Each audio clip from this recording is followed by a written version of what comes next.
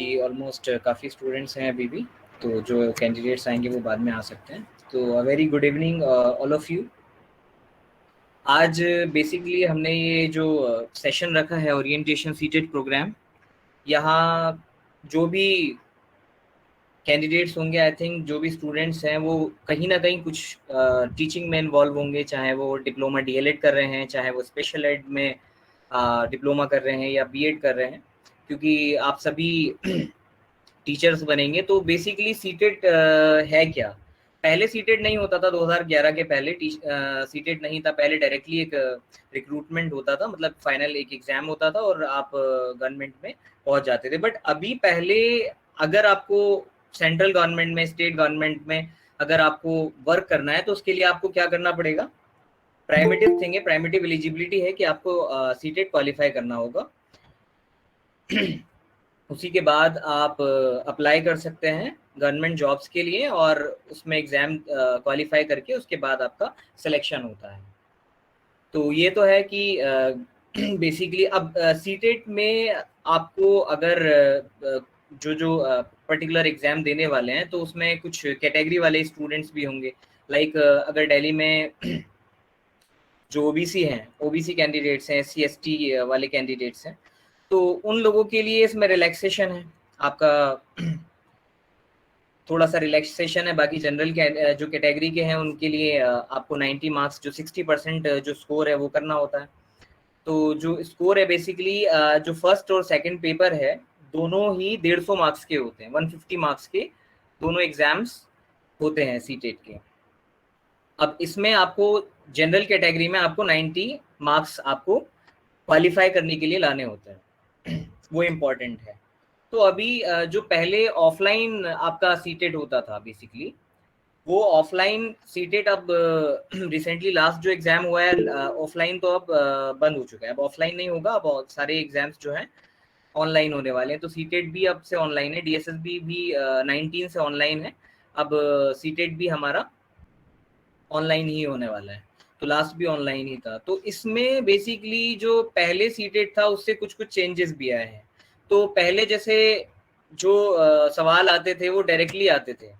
For example कोई topic है उससे रिलेटेड डायरेक्टली सवाल एग्जामिनर पूछ लिया करते थे। बट अभी कुछ कुछ उसमें चेंजेस आए हैं। जैसे जो कॉम्पिटिटिव एग्जाम्स का एक पैटर्न होता है जिसमें आपका जिसमें 2 सवाल भी एक साथ पूछ लेते हैं, 2 सवाल को उसमें आपको मर्ज करके पूछ लेते हैं। एप्लीकेशन बेस्ड जो सवाल होते हैं, तो एप्लीकेशन बेस्ड सवाल भी जो लास्ट सीटेट था उसमें देखे गए हैं।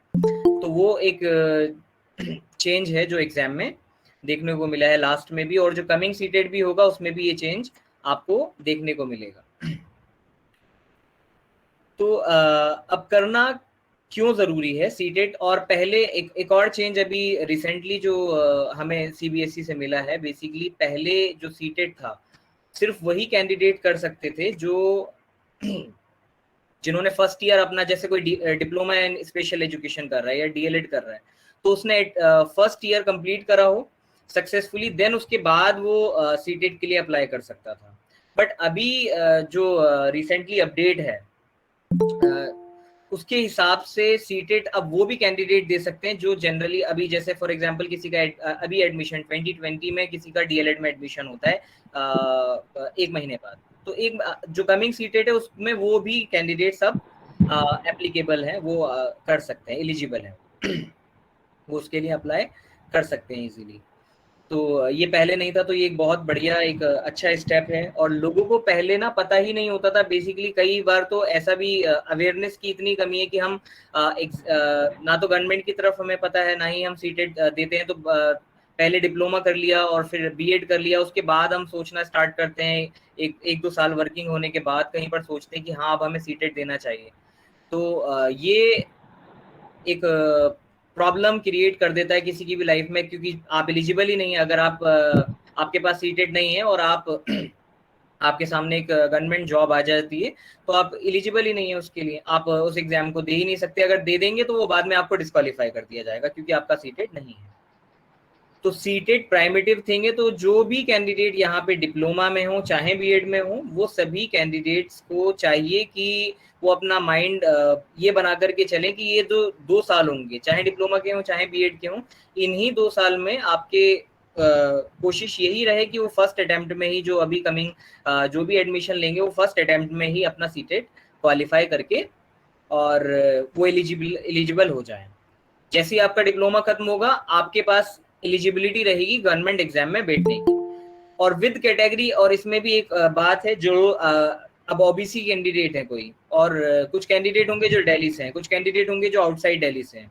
तो जो लोग डीएसएसबी के लिए एग्जाम देना चाहते हैं और अगर वो दिल्ली से नहीं है, उनका कैटेगरी में पास है, लाइक फॉर एग्जांपल ओबीसी में पास है, तो वो कैंडिडेट एलिजिबल नहीं होंगे।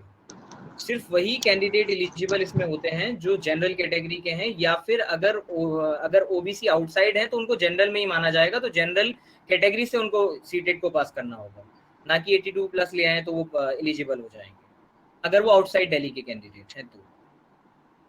तो इसमें आपका 60% स्कोर जो है वो आपको लाना होता है पहले।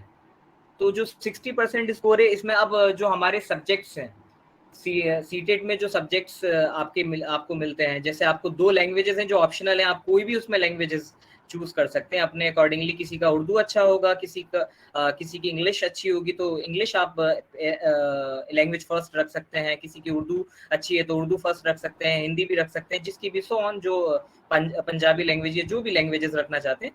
तो 2 लैंग्वेजेस हैं जो मैंडेटरी हैं फर्स्ट पेपर के लिए। और आपका चाइल्ड डेवलपमेंट एंड पेडागॉगी है जो आपका 30 मार्क्स का, ये सारी 5 सेक्शंस है, 5 सब्जेक्ट्स हैं जिसमें 30 मार्क्स के हैं सारे। तो आपका चाइल्ड डेवलपमेंट एंड पेडागॉगी है जो 30 मार्क्स का है, 2 लैंग्वेजेस हैं जो 30 मार्क्स की है, तो ये 90 हो जाते हैं। और आपका मैथ्स है, तो मैथ्स भी आपका 30 मार्क्स का होगा। और आपका इसके अलावा जो आपका environmental science, environmental studies, EVS वाला पार्ट है, तो वो आपका इसमें होता है। पेपर 2 का भी जो पैटर्न है उसमें लैंग्वेजेस तो सेम होती है, मतलब लैंग्वेजेस फर्स्ट एंड सेकंड होती है, सीडीपी भी होती है, बट जो आपका कंसर्न्ड एरिया है वो 60 मार्क्स का हो जाता है। तो कोई टीजीटी एसएसटी के लिए या साइंस के लिए जिसके लिए भी जाएगा, उसका सब्जेक्ट एरिया जो होगा वो उसमें 60 मार्क्स का हो जाता है। बाकी सेम ही है दोनों, 150 मार्क्स के ये दोनों ही एग्जाम आपके होते हैं, फर्स्ट पेपर भी और सेकंड पेपर भी। जो प्राइमरी वाले हैं वो पेपर फर्स्ट देंगे, और जो आपके टीजीटी वाले हैं, ट्रेंड ग्रेजुएट टीचर जिनके पास बीएड है, वो आपके सेकंड पेपर दे सकते हैं, और टीजीटी टीचर्स के लिए वो एलिजिबल हो सकते हैं एग्जाम के लिए। वालेकुम सलाम।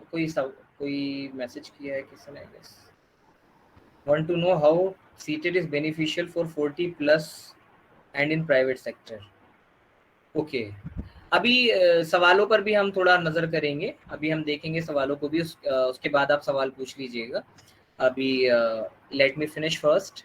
तो जो लोग, do we have to put our doubts here? बिल्कुल आप डाउट्स रख सकते हैं, but let me speak first, let me finish it, then you can ask anything.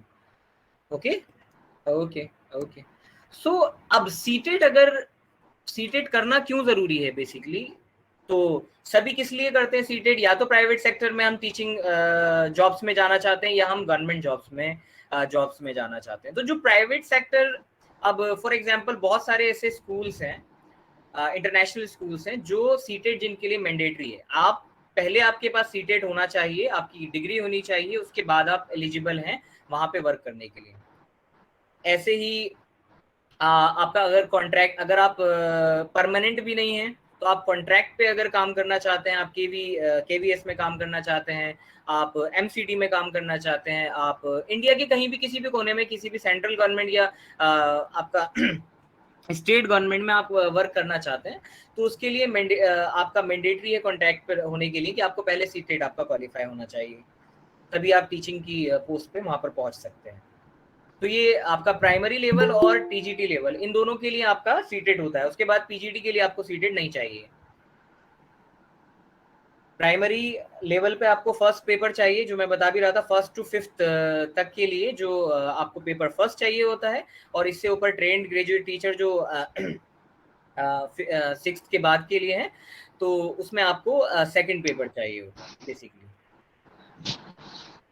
तो ये बाकी इसके अलावा आप अगर सीटेट क्वालिफाइड हैं, तो जैसे आपका यूपी में डीएसएसबी की भी जॉब्स हैं, यूपी गवर्नमेंट में भी जॉब है, तो यूपी गवर्नमेंट के भी जैसे आपको 2 एग्जाम्स देने होते हैं, first is UP TET then super TET. तो यूपी टेट आपको क्वालिफाई नहीं करना, अगर आपके पास सी टेट आप क्वालिफाइड है तो आपको यूपी टेट देने की जरूरत नहीं है। आपका फर्स्ट पेपर सी टेट से ही क्लियर है, आप सेकंड पेपर जो सुपर टेट है उसके लिए आप तैयारी कर सकते हैं, आप एलिजिबल हैं अगर आपके पास सी टेट है। ऐसे ही डीएसएसबी में है, डीएसएसबी जैसे आपका एमसीडी और डीओई के लिए एग्जाम आपके कंडक्ट करता है, तो आपको सीटेट आपके पास होना चाहिए, आप प्राइमरी में हो या आपका टीजीटी के लिए हो, दोनों ही के लिए आपको पेपर फर्स्ट और सेकंड आपके पास होने चाहिए, तभी आप एलिजिबल हैं।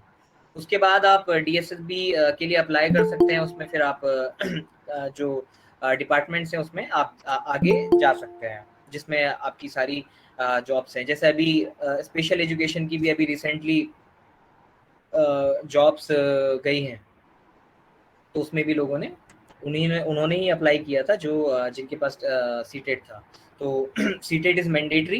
काफ़ी कैंडिडेट्स बाहर निकाल दिए जाते हैं जस्ट बिकॉज ऑफ कि वो कैटेगरी वाला भी एक पार्ट है, जो मैंने पॉइंट बताया कि कैटेगरी से पास करना, अगर कोई कैंडिडेट दिल्ली में आउटसाइड से आता है, यूपी से आकर के दिल्ली में रहता है, और उसका अगर वो ओबीसी है भी, अगर वो कैटेगरी से है भी, तो उसको जनरल में उसको माना जाता है बेसिकली, और उसको क्वालिफाई भी आपको जनरल में ही करना होगा, वरना उसमें बाहर कर दिया जाता है। तो इसीलिए सीटेट जो है आपका जनरल में क्वालिफाई होना चाहिए, और आप जल्द से जल्द इसको कर लें, क्योंकि कभी भी वैकेंसी तो आ जाती है, वैकेंसी आएगी तो उसमें 1 महीने का बस टाइम होता है, तो 1 महीने में ना तो सीटेट होगा और ना ही सीटेट का रिजल्ट आएगा। तो सीटेट होना और रिजल्ट आने में पूरा 6 महीने, 7 महीने, 8 महीने ऐसे लग जाते हैं। अभी जो नोटिफिकेशन अभी आई नहीं है, बस उसके बारे में बताया कि हाँ दिसंबर में आपका सीटेट होने वाला है। तो जो लोग दिसंबर के लिए फॉर्म फिल करेंगे, उसके बाद एग्जाम दिसंबर में होगा, और एग्जाम के बाद मार्च में आपका फैब और मार्च में रिजल्ट आएगा। तो उस पर जो डेट होती है उसके बाद ही आप एलिजिबल होते हैं। तो जरूरी है कि हम इस चीज को समझें कि जो सीटेट है विद इन मतलब जितना जल्दी हो सके हम कर लें, सो दैट हम एलिजिबल हो जाएं गवर्नमेंट पोस्ट के लिए, या प्राइवेट में भी हम जाना चाहते हैं। निकलती है तो पढ़ सकते हैं। क्या टेट में जैसे वैकेंसी निकलती है ना, तो सीटेट क्वालिफाई होगा तो हम जॉब कर सकते हैं आगे, ऐसा हो सकता है? सीटेट अगर आपका क्वालिफाई है तो आप एलिजिबल हो जाएंगे, और फिर उसके बाद एक और एग्जाम डीएसएसबी कंडक्ट करता है दिल्ली में जॉब करने के लिए, तो उसको आप क्वालिफाई करने के बाद पहुंचते हैं पोस्ट पे। 2 एग्जाम्स होते हैं ना, first is CTET, then is DSSB या सुपर टेट, या और स्टेट्स के एग्जाम्स हैं, केवीएस का भी एग्जाम होता है। Okay sir, thank you.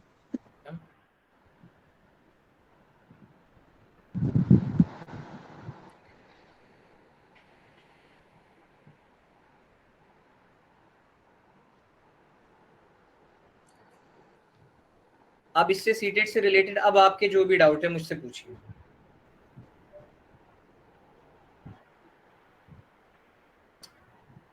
CTET में जो भी डाउट्स हैं सर आप लोगों के, अब आप पूछ सकते हैं। जी माहिरा पूछिए। सर सीटेट में पासिंग मार्क्स आपने कितने बताए? 90 मार्क्स जनरल कैटेगरी के लिए पासिंग है। 90 मार्क्स। अगर ओबीसी है तो 82। Excuse me, sir. Yes. So you will be providing us the material as well, or it's just for the, I mean, like all the material related to CTET preparation, you will be providing us that We'll be as well? providing classes for CTET for paper 1 and paper 2, both, Okay. and also the study material, precise notes. Okay, so actually I'm in third year right now, so I was Third actually year looking in for what? Third year in graduation. graduation. Okay, so you Yeah. do not have diploma in elementary education or B.Ed as of now. No, sir, not yet. Okay. So to become a TGT, basically TGT teacher, trained graduate teacher, you should have graduation and then B.Ed. Then you can become trained graduate teacher. Then so CTET will be needed, but at least complete your graduation first and then B.Ed. Then you can. Yes, sir, You but will I be was good. planning to just take this preparation simultaneously. So, Okay, like, with my that's great. studies only. So, like, That's that's great. why I was You are asking for aware. the material.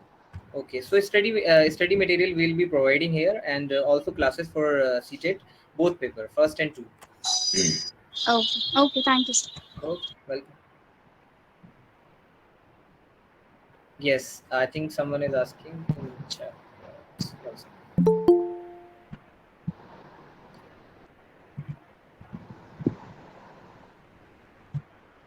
Directly आप पूछ सकते हैं, just Mike on कीजिए, उसको chat box में बात कर, आप ऐसे ही पूछ सकते हैं, जो भी सवाल हो डायरेक्टली। जी सर, ये पूछना था, अगर मटेरियल हमें मिल जाए तो हम कहाँ से हमें मिलेगा मटेरियल आपको मिल जाए तो मतलब आप ये कह रही हैं कि हम खुद से रीड कर, हम पढ़ना चाहते हैं, बेसिकली मटेरियल जी हमें जी जी सर। सेल्फ स्टडी की आप बात कर रही हैं। ठीक है, तो जैसे आप सबसे पहले आप अगर मटेरियल चाहते हैं तो सबसे पहले एग्जाम के कम से कम 10 ईयर आप ले लें। 10 ईयर के जो सीटेट के exams previous year question papers हैं उनको आप ले लें और उसमें देखें कि क्या आ रहा है, बेसिकली सीडीपी में क्या आ रहा है, चाइल्ड डेवलपमेंट पेडागोगी में क्या आ रहा है, साइकोलॉजी में बेसिकली जिन लोगों ने डीएलएड किया है तो वो जो साइकोलॉजी पढ़ते हैं वही आपका सीडीपी में होता है, आपकी उसमें थ्योरीज होती हैं, आपका चाइल्ड डेवलपमेंट से रिलेटेड जितने भी क्वेश्चंस हैं उसमें होते हैं आपकी। ठीक है, और आपकी लैंग्वेजेस हैं, लैंग्वेजेस पर आपकी अच्छी कमांड है तो आप कर लेंगे, बट पेडागोगी समझना ज़रूरी है कि आपके सामने सिचुएशन है, बच्चे हैं, आप किस तरीके से बच्चों को डील करते हैं, बच्चों के साथ कैसे आप बच्चों को टीच कैसे करते हैं। सर ये भी पूछना था कि उर्दू, जैसे उर्दू पढ़ सकते हैं हम, तो उर्दू के लिए क्या क्या पढ़ना होता है हमें, इसका थोड़ा बता दीजिएगा। उर्दू में कैसे फिल कर सकते हैं, आप ये पूछ रही हैं? Yes sir, yes sir. देखिए, जब आप सीटेट का फॉर्म फिल करेंगे तो उसमें आपको ऑप्शन मिलेगा कि आप लैंग्वेजेस कौन सी रखना चाहते हैं, तो लैंग्वेज फर्स्ट, लैंग्वेज सेकंड में आप रख सकते हैं।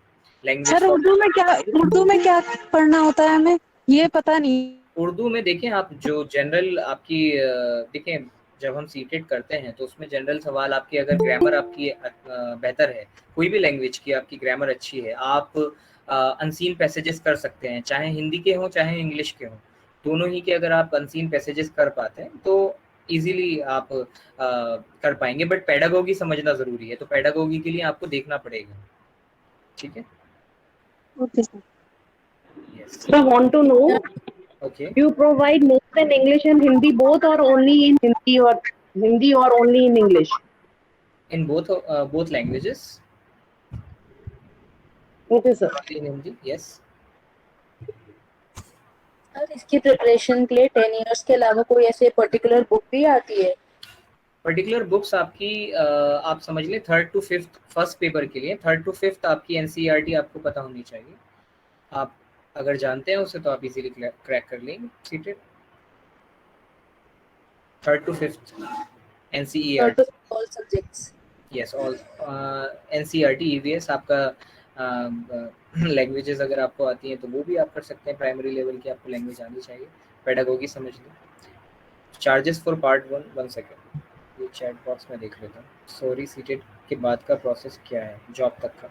सीटेट के बाद का जो प्रोसेस है, आपने अगर सीटेट कर लिया है, आप एलिजिबल हैं किसी भी पोस्ट के लिए, और आप फिर पर्टिकुलर पोस्ट, अगर आपका एलिमेंट्री में डिप्लोमा है तो आप प्राइमरी जो आपका पीआरटी की जो पोस्ट होती है उसके लिए आप एलिजिबल हो गए, और आप उस एग्जाम को देंगे और उसके बाद आपका जो सीटेट है वो एलिजिबिलिटी में आ जाएगा, और डीएसएसबी के जो मार्क्स होंगे उसके बिहाफ पे आपका सिलेक्शन होगा और आप फिर गवर्नमेंट में आ जाते हैं, कोई इंटरव्यू उसमें नहीं होता है।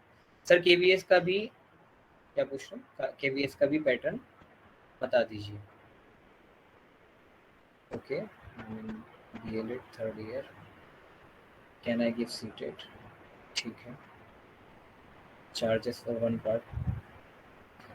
बीएलएड 3rd ईयर में है आप या 2nd ईयर में है, कहीं भी हो अब हम जब मैंने बताया ना कि कहीं भी आप हैं, आप फर्स्ट ईयर में भी हैं, आपका एडमिशन हो चुका है, आप सीटेट के लिए एलिजिबल हैं, आप सीटेट दे सकते हैं, ठीक है।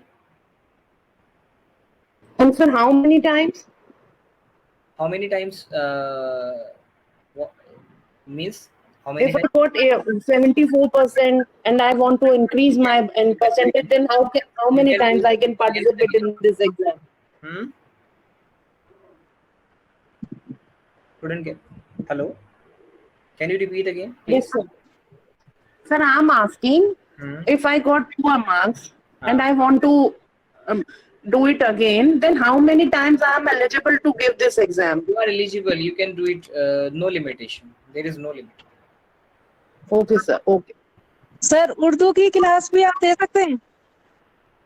उर्दू की क्लासेस, अभी तो उर्दू की क्लासेस नहीं है फिलहाल, बट इस पर हम डिस्कस करेंगे, अगर स्टूडेंट्स होंगे तो हम ज़रूर इस पर डिस्कस करेंगे, ठीक है। Okay sir. So please share charges for part 1 too. Part one means मतलब paper 1 basically, not part 1। Yes, part ma'am. 1 तो DSSB में होता है, पार्ट 1 एंड 2।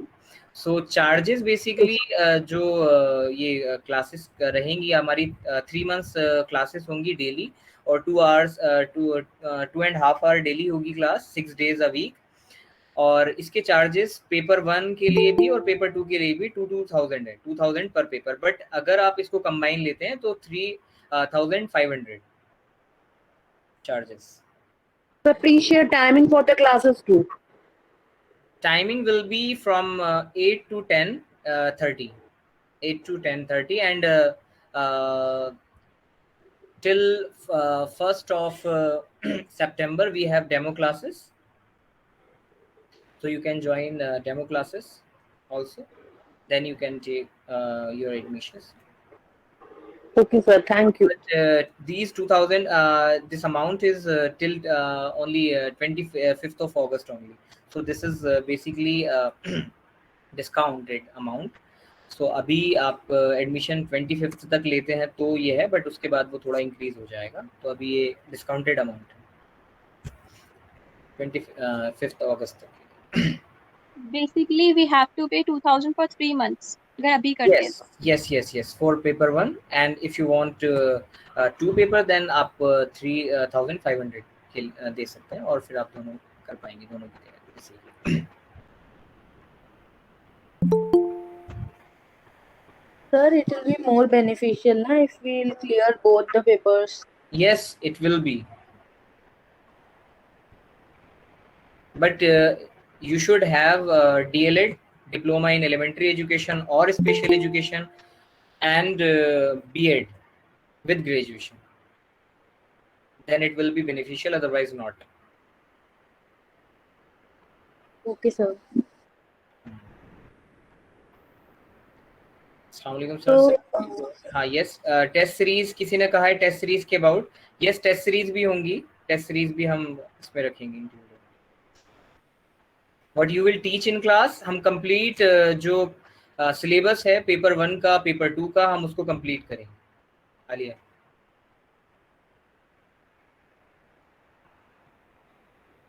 सर आपकी जो क्लासेस होंगी वो सिर्फ नाइट में ही होंगी, मॉर्निंग में कोई शिफ्ट नहीं है? मॉर्निंग में शिफ्ट, देखिए मॉर्निंग में शिफ्ट के लिए ज़्यादातर कैंडिडेट्स रेडी इसलिए नहीं होते हैं क्योंकि या तो स्टडी करते हैं या फिर वर्किंग कैंडिडेट्स हैं। तो मुझे इतना ये समझ में आता है कि इवनिंग में ज़्यादा फ्रीक्वेंसी होती है, ज़्यादा मेजॉरिटी जो है चाहती है कि हम रात में आकर के क्लासेस कर लें, क्योंकि उस टाइम लगभग सभी लोग घर पे होते हैं, बस टाइम मैनेज करना होता है।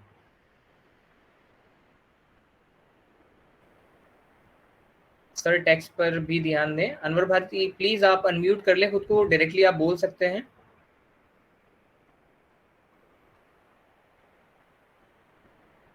बोल सकते हैं। केवीएस डीएसएसबी, देखिए ये बेसिकली सीटेट से रिलेटेड अभी है। केवीएस और डीएसएसबी उसके बाद के प्रोसेस हैं।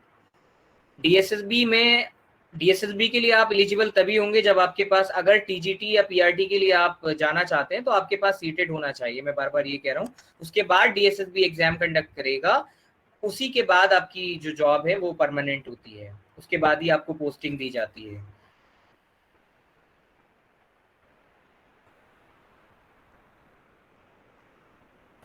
क्लासेस ऑनलाइन होंगी या ऑफलाइन? तो क्लासेस ये आपकी ऑनलाइन होने वाली हैं, ये क्लासेस आपकी ऑनलाइन होंगी बेसिकली।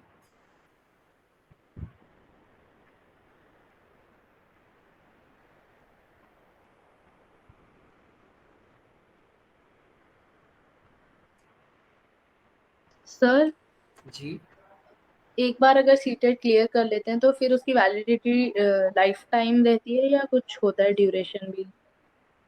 क्या सीटेट की लाइफ टाइम वैलिडिटी पहले नहीं थी, 7 इयर्स थी, बट अब वैलिडिटी लाइफ टाइम है। Okay sir.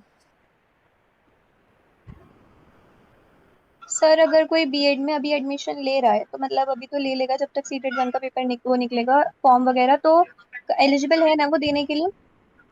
वो एलिजिबल हैं, पहले नहीं थे, अभी जो अपडेट आई है उसके अकॉर्डिंगली अब जो भी तो बेसिकली हम फर्स्ट ईयर में सीटेट 1 देंगे एंड देन सेकंड ईयर में सीटेट 2। देखिए, अगर आप बीएड कर रहे हैं, ये इंपॉर्टेंट है जानना कि जो पीआरटी के लिए, जैसे डिप्लोमा किया है, जिन्होंने डिप्लोमा इन एलिमेंट्री किया है, डिप्लोमा स्पेशल किया है, वो पेपर 1 के लिए एलिजिबल है, वो पेपर 1 दें। अगर वो सेकंड देंगे कोई बेनिफिट नहीं होगा। तो और जो बीएड वाले लोग हैं वो पेपर 1 दे देंगे तो उनको कोई बेनिफिट मुझे नहीं लगता। अगर टीजीटी उन्हें होना है तो उसके लिए वो पेपर 2 ही देंगे।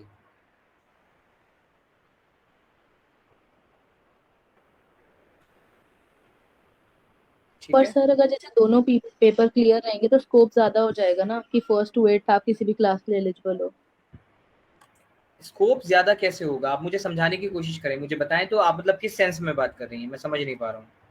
स्कोप सीटेट स्कोप नहीं है। सीटेट मतलब सीटेट आपको एलिजिबिलिटी के लिए है, आपके पास क्वालिफिकेशंस हैं, उसके बाद आप टीचिंग में आपके पास क्या है। अगर डिप्लोमा है, या तो डिप्लोमा होगा या आपके पास बीएड होगा, है ना। तो ये जो बीएड वाले कैंडिडेट्स हैं उनके लिए, जो उनके लिए पेपर 2 है, तो वही बेनिफिट उनको करेगा ना। आप पेपर 1 तो नहीं करने वाला अगर आपको टीजीटी पे जाना है। तो टीजीटी के लिए आप एलिजिबल ही नहीं होंगे अगर आपने पेपर 1 क्लियर किया, तो ये ज़रूरी है जानना। ठीक है, तो बेसिकली सर जो कर रहे हैं इस टाइम पर बीएड उन्हें सिर्फ पेपर 2 देना पड़ेगा? जो बीएड कर रहे हैं उन्हें पेपर 2 ही देना चाहिए, बिल्कुल। पेपर अगर 1 देना चाहते हैं तो दे सकते हैं। अभी जैसा कि अभी कुछ दिन पहले केस भी हुआ था, फिर वो जीत गए थे, तो पीआरटी के लिए भी बीएड वाले जो है नॉर्मल में तो एलिजिबल हैं, तो उनके लिए बेनिफिट है। डीएसएसबी की बात मैं कर रहा हूँ।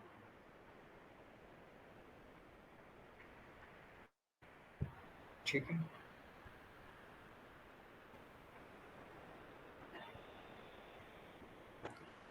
और आप लोगों के सवाल?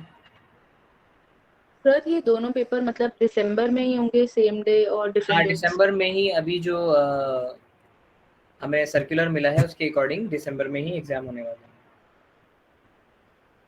सर कोर्स चेंज हो गया क्या कुछ का? कोर्स चेंज, देखिए कोर्स चेंज तो नहीं होता है, पैटर्न में थोड़ा सा चेंजेस आ जाते हैं। मैंने कहा था ना कि अभी जो सवाल आ रहे हैं थोड़े एप्लीकेशन बेस्ड हो गए हैं, थोड़ा सा लेवल ऐसा नहीं कि मतलब हम कहें कि आपको पीआरटी के सिलेबस को टीजीटी वाला सिलेबस आ गया, ऐसा नहीं है। सिलेबस वही रहता है, थोड़ा पैटर्न में चेंज आ जाता है। पैटर्न में जो सवाल हैं वो आपके एप्लीकेशन बेस्ड सवाल हैं, या कहीं पर पेडागोगी जैसे हमने देखी, ईवीएस में पेडागोगी अब ज़्यादा देखने को मिली है। तो ये चेंजेस आए हैं, बट सिलेबस उसमें अलग नहीं हो जाता है। ठीक है ना, कुछ कुछ चीज़ें ऐड हो जाती हैं। एनईपी जैसे आपकी न्यू एजुकेशन पॉलिसी है वो ऐड हुई, तो उसको हम थोड़ा कंसीडर करेंगे, जानेंगे, पढ़ेंगे उसको। तो वो एक नई चीज़ है, बाकी पैटर्न ही चेंज होता है, सिलेबस उस तरह से नहीं होता। ठीक है, यस। सर पेपर 1 में पेडागोजी जो आएगी वो सिर्फ 4 सब्जेक्ट की आएगी? हाँ, 4 सब्जेक्ट की, फिर सीडीपी तो अपने आप में ही पेडागोगी उसमें होती है ना। जी। देखिए, आपकी जो लैंग्वेजेस हैं उन दोनों में होगी, ठीक है ना। जी आपकी सर, मैथ और ईवीएस। मैथ भी होगी, ईवीएस में भी होगी, और चाइल्ड डेवलपमेंट एंड पेडागोगी तो खुद पेडागोगी है, तो उसमें सभी में आपको पेडागोगी देखने को मिलती है। ठीक है, जी। हाँ। सब्जेक्ट्स क्या क्या हैं उसमें? सब्जेक्ट्स जो पेपर 1 है उसमें सब्जेक्ट्स क्या क्या हैं? आपका चाइल्ड डेवलपमेंट एंड पेडागोगी जो आपका साइकोलॉजी वाला पार्ट है वो होगा, और 2 लैंग्वेजेस हैं, कोई भी 2 लैंग्वेजेस हो सकती हैं, हिंदी इंग्लिश हो सकती है, हिंदी उर्दू हो सकती है, हिंदी पंजाबी हो सकती है, कोई भी 2 लैंग्वेजेस आप लेते हैं, जिसमें 15 मार्क्स का आपका जनरल होता है, जिसमें आपकी कॉम्प्रिहेंशन होते हैं, अनसीन पैसेजेस होते हैं, बाकी 15 मार्क्स का आपका पेडागोगी होती है। इसी के बाद आपका मैथ्स वाला है 15 मार्क्स का, उसमें आपका होता है पेडागोगी वाला पार्ट, और 15 का आपका जो मैथमेटिकल क्वेश्चंस होते हैं। ऐसे ही ईवीएस में है, ईवीएस में भी आपके 15 मार्क्स का पेडागोगी है और 15 मार्क्स का आपका जो है सब्जेक्ट वाला पार्ट है। तो इसी तरह से डिस्ट्रीब्यूशन होता है। तो बेसिकली आप ये कह सकते हैं कि हाफ जो है पेडागोगी है और हाफ आपका कंसर्न है जो आपके सब्जेक्ट्स हैं। तो ये आपका पेपर 1 का है। पेपर 2 में भी ऐसा ही है, जो चाइल्ड डेवलपमेंट एंड पेडागोगी है वो 30 मार्क्स की है, मतलब उसमें भी 5 है 30 मार्क्स के, सॉरी ये पेपर 1 के हैं 5। तो पेपर 2 में आपका जो चाइल्ड डेवलपमेंट एंड पेडागोगी है 30 मार्क्स का, और फिर 2 लैंग्वेजेस हैं 30 मार्क्स, और इसके बाद 60 मार्क्स का आपका सब्जेक्ट एरिया है, जिसमें आपकी साइंस हो सकती है, सोशल साइंस हो सकती है, ठीक है। तो वो आपका जो है आपका पेपर 2 का पैटर्न है। यस विद्या परिसर। सर जैसे हम जी। सब्जेक्ट चूज करने में, लैंग्वेज चूज करने में हिंदी और इंग्लिश पहले चूज करेंगे, जैसे हिंदी पहले चूज करी तो देखिए उसमें हिंदी जैसे में, गद्य खंड। हाँ जी हाँ हाँ हाँ, गद्य खंड, हाँ जी, गद्य खंड और काव्य खंड होता है। तो सर उससे मतलब पेपर 1 मतलब जैसे सब्जेक्ट पहला इंग्लिश चूज किया तो सर उससे फर्क पड़ता है पेपर पे? उसमें फर्क पड़ता है। देखिए आपकी लैंग्वेज कौन सी फर्स्ट है, जो आपका स्ट्रांग हो आप उसमें ले सकते हैं, चाहे इंग्लिश फर्स्ट हो या, वैसे बहुत ज्यादा डिफरेंस नहीं होता, बहुत माइनर सा डिफरेंस होता है, ठीक है ना, बहुत बड़ा मेजर डिफरेंस नहीं होता है। बट हाँ यस, अगर आप फर्स्ट इंग्लिश चूज कर रहे हैं या हिंदी चूज कर रहे हैं तो वो आपका स्ट्रांग पार्ट है, आप ये ऐसा चूज कर रहे हैं बेसिकली कि हाँ ये इंग्लिश फर्स्ट है मेरा, तो मेरा इंग्लिश स्ट्रांग है, हिंदी है तो हिंदी स्ट्रांग है। सर अगर डीएलएड कर रहे हैं तो सिर्फ पेपर 1 ही क्वालिफाई करना है, ना पेपर 2 नहीं। यस डीएलएड कर रहे हैं तो पेपर 1 का ही आपको बेनिफिट होगा, पेपर 2 का नहीं होगा।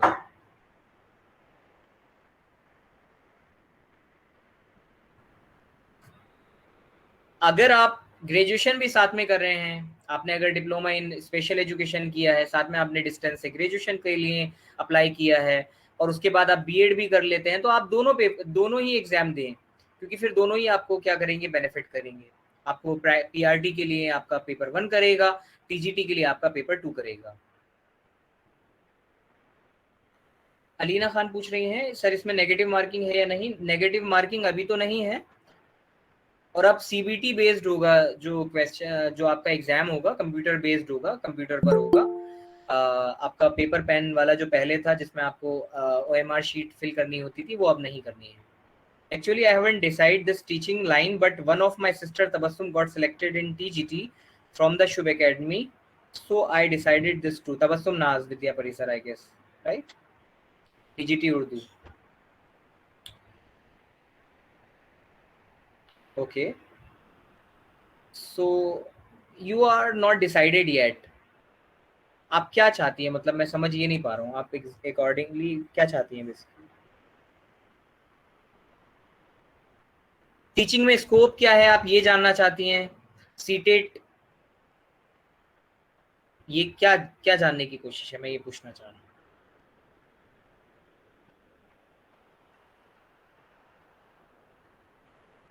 Actually I want to know the scope. Scope teaching में हमेशा से काफ़ी रहा है और अभी भी है। लगभग 18,000 वैकेंसी दिल्ली जो आपकी स्टेट है इसमें वैकेंसी वैकेंट है, तो फ्यूचर में चांसेस हैं कि वैकेंसी क्रिएट होंगी। इवन सिर्फ और सिर्फ अगर मैं स्पेशल एजुकेशन टीजीटी की बात करूं तो उसमें लगभग 1700 वैकेंसी जो हैं वो अभी वैकेंट है, जो कि अभी टाइमली आती जाएंगी। अभी जस्ट भी जो रिसेंटली आया है तो उसमें भी आपका 350 लगभग जो जॉब्स हैं वो क्रिएट हुई हैं। My family pushed me in this, although I thought to took admission in LLB. Family के पुश में मत आए। अगर आप LLB में स्कोप देखती हैं तो LLB भी बहुत अच्छा है, बुरा कुछ नहीं है उसमें। बट येस स्कोप है, टीचिंग में हमेशा से स्कोप रहा है। और सबसे अच्छी बेनिफिशियल बात ये हो सकती है किसी के लिए भी कि अगर आप गर्ल हैं तो आप समझ लें कि 6 आवर्स बहुत ज़्यादा नहीं होते हैं। 6 आवर्स आप जॉब के लिए जाते हैं और उसके बाद आप फ्री हैं पूरे टाइम के लिए। तो गर्ल्स के लिए टीचिंग से बेस्ट मैं समझता हूँ कुछ नहीं हो सकता। Is this the right decision? I am in DL first year. DL elementary education या स्पेशल एजुकेशन?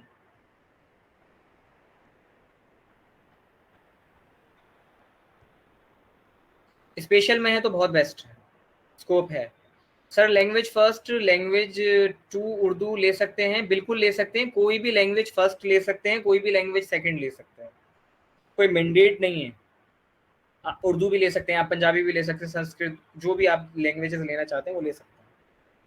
सर बीएड और बीएड स्पेशल में कौन सा बेस्ट है? बीएड स्पेशल, मैंने बताया ना अभी 1700 DGT वैकेंसीज हैं। उसके अलावा प्राइवेट में भी बहुत स्कोप है जो स्पेशल में जिन्होंने किया है। मैं खुद स्पेशल एजुकेशन टीचर हूँ।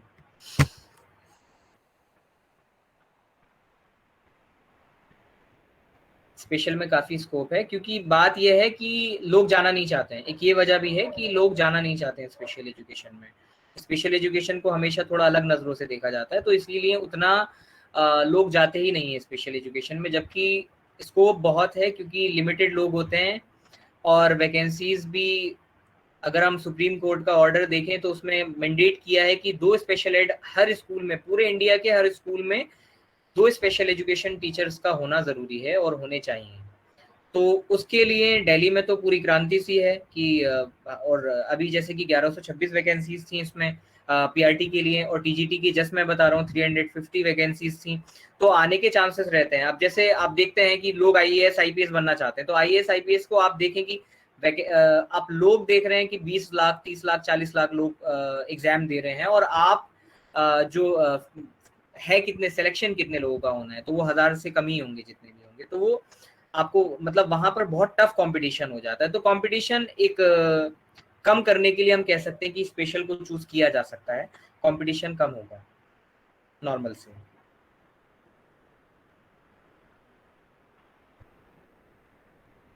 तो क्या ड्यूरेशन होते हैं एग्जाम्स के, कितनी देर का होता है? एग्जाम आपका जो होगा 120 मिनट्स का होगा, सॉरी 150, 120 का वो होता है। सर अगर हम विदाउट एंट्रेंस एग्जाम जो है बीएड में एडमिशन लेते हैं किसी इंस्टीट्यूट के थ्रू, तो मतलब उसमें और नॉर्मल बीएड की जो हमारी डिग्री होगी उसमें कोई डिफरेंस नहीं है ना, अगर हम कोई इंस्टीट्यूट से करेंगे कि डायरेक्टली एंट्रेंस एग्जाम देकर करें तो? देखें, प्राइवेट से करें आप या गवर्नमेंट से करें, आप देखें ये समझना ज़रूरी है कि वो रिकॉग्नाइज्ड इंस्टीट्यूशन है या नहीं। सर अगर एमडीयू की बात करें कॉलेज की? किसकी? एमडीयू कॉलेज, अब यूनिवर्सिटी है। हाँ, आप किसी भी, मैं कह रहा हूँ ना, किसी भी कॉलेज की बात करें, आप ये देखें कि रिकॉग्नाइज्ड वो है या नहीं है। अगर रिकॉग्नाइज्ड है, यूजीसी ने उसको रिकॉग्निशन दिया हुआ है, या आरसीआई वाला अगर स्पेशल है तो आरसीआई ने उसको रिकॉग्निशन दिया हुआ है, तो आप हर पोस्ट के लिए एलिजिबल हैं, आप सीटेट के लिए एलिजिबल हैं, और आप एकदम इक्वल हैं। प्राइवेट में थोड़ा सा डिफरेंस हो सकता है। जो कैंडिडेट्स प्राइवेट में जॉब्स अच्छी करना चाहते हैं तो वो कोशिश करके अच्छे कॉलेजेस को चूज करें, क्योंकि प्राइवेट के लिए आपको आपका जो कंटेंट है आपको आना चाहिए, आपको टॉपिक्स की अंडरस्टैंडिंग अच्छी होनी चाहिए, तो वो अच्छे ही इंस्टीट्यूशन में पॉसिबल है। ऐसे नॉर्मली इंस्टीट्यूट में आपको सीखने को उतना नहीं मिल पाता है, आप सीख नहीं पाते उतना बेहतर। विद्या परिसर आपका बहुत अच्छा डिसीजन है। स्पेशल में आपने अगर डीएलएड किया है तो ये अच्छा, मैं समझता हूँ आप इसका बेनिफिट जब लेंगी तब आपको मालूम पड़ेगा कि हाँ बेनिफिट क्या है लाइफ में। ठीक है ना? सर पेपर 1 और पेपर 2 सेम डे होता है वैसे, या डिफरेंट डे शेड्यूल्ड होता है? अगर सेम डे भी होगा तो अलग अलग टाइमिंग्स में होगा, और आपका सेंटर एक ही होगा। मैंने पेपर 2 और फर्स्ट और 2 दोनों दिए थे, और एक ही दिन में थे, एक ही सेंटर था मेरा। तो मॉर्निंग शिफ्ट में फॉर एग्जांपल 10 टू अगर आपका 12:30 है, तो उसके बाद आपको 2:30 से मिल सकता है या 3 से मिल सकता है, तो उसमें भी एक गैप होता है बीच में।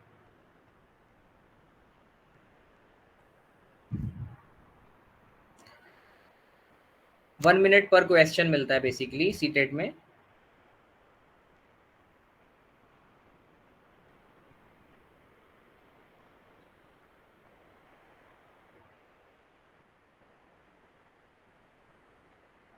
पेडागोगी बेसिकली देखें, आपके सामने सिचुएशन, आप जो बच्चों को पढ़ाने का हमारा जो टीचिंग है, टीच कैसे करना चाहिए, है ना। पेडागोगी में हमारा कौन सा पार्ट आता है, अगर हम बच्चों को पढ़ा रहे हैं तो वहाँ पे सही तरीके से जो अप्रोचेस हैं, जो अप्रोचेस के थ्रू हम पढ़ाएंगे, ठीक है ना। जितने भी साइकोलॉजिस्ट्स हैं उन्होंने जिन अप्रोचेस को बताया है कि इनके थ्रू अगर हम बच्चों को पढ़ाते हैं तो उससे बच्चों के अंदर रिजल्ट्स आएंगे। तो पेडागोगी वहीं से है। तो बेस्ट टीचिंग को बेस्ट करने के लिए आप किस मतलब मेथोडोलॉजी का यूज करते हैं, वो आपका इसी में आता है, पेडागोगी में। बेस्ट हम कैसे पढ़ाएंगे, हम बच्चों के लिए एग्जाम्पल्स कैसे बनेंगे, ठीक है ना। सर आगे क्लासेस जी, होंगी या ऑफलाइन होंगी? क्लासेस ऑनलाइन होंगी। सर अगर हम विदाउट एंट्रेंस एग्जाम किसी यूनिवर्सिटी में मतलब एडमिशन लेना चाहें बीएड के लिए, तो अगर हम बीएड इन स्पेशल Okay. करना चाहते हैं तो कौन सी यूनिवर्सिटी बेस्ट है? विदाउट एंट्रेंस आप करना चाहती हैं, विदाउट एंट्रेंस के लिए अभी तक तो मुझे नहीं पता कौन सी यूनिवर्सिटी है। बाकी विजन इंस्टीट्यूट आप ज़रूर, फरीदाबाद में है, एक बार उनसे कांटेक्ट कर लीजिए। विजन इंस्टीट्यूट फरीदाबाद, इनकी ब्रांचेस रोहिणी में भी हैं, दिल्ली में और भी हैं, तो वहाँ पर एक बार आप बात कर लीजिए। Sir can you please repeat the name? Vision institute Rohini.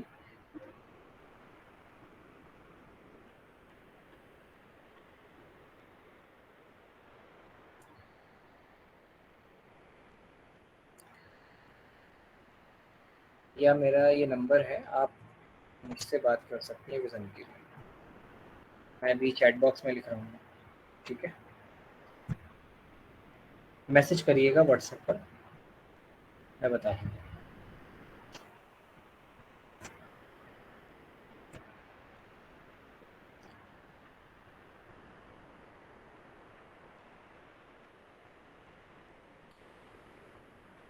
और ऑफलाइन क्लासेस जो होंगी हमारी वो ओखला में होंगी बेसिकली। तो जो कैंडिडेट्स वहाँ आ सकते हैं वहाँ ऑफलाइन क्लासेस होंगी, ठीक है। तो बेसिकली ऑफलाइन क्लासेस की टाइमिंग सेम रहेगी 8 to 10 नाइट में? नहीं, उसके लिए हम डिस्कशन करेंगे, आप इसके लिए कंसर्न बात भी कर सकती हैं, ठीक है ना। ऑफलाइन क्लासेस की टाइमिंग अभी ऑनलाइन की मैंने आपको बताई है, अभी ऑफलाइन के लिए हम एक बार डिस्कशन करते हैं। अनस सर आप प्रेजेंट हैं? अनस सर,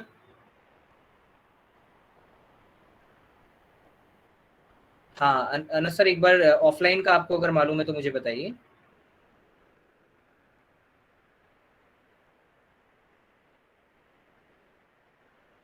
अभी सीटेट के लिए हमने 2 to 4 रखा है, राइट, ठीक है।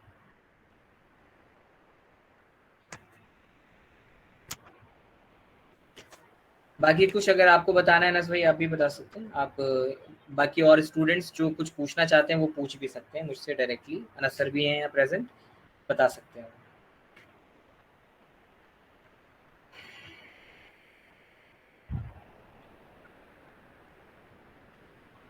सर डिसेबिलिटी टाइप्स एक्सप्लेन कर दें तो आप मुझे क्या मतलब यहाँ चाहते हैं मैं यहाँ पे अभी डीएलएड की क्लासेस स्टार्ट कर दूँ?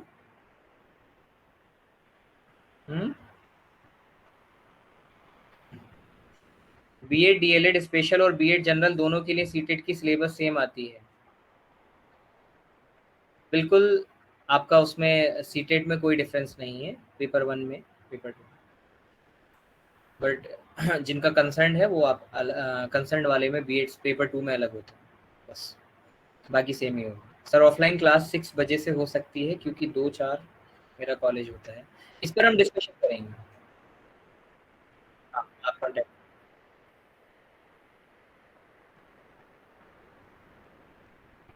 बिल्कुल। टाइमिंग के लिए हम डिस्कशन बाद में कर सकते हैं, आप बात कर सकते हैं। कुछ और सीटेट से रिलेटेड क्वेरीज हैं वो मुझसे बात करें।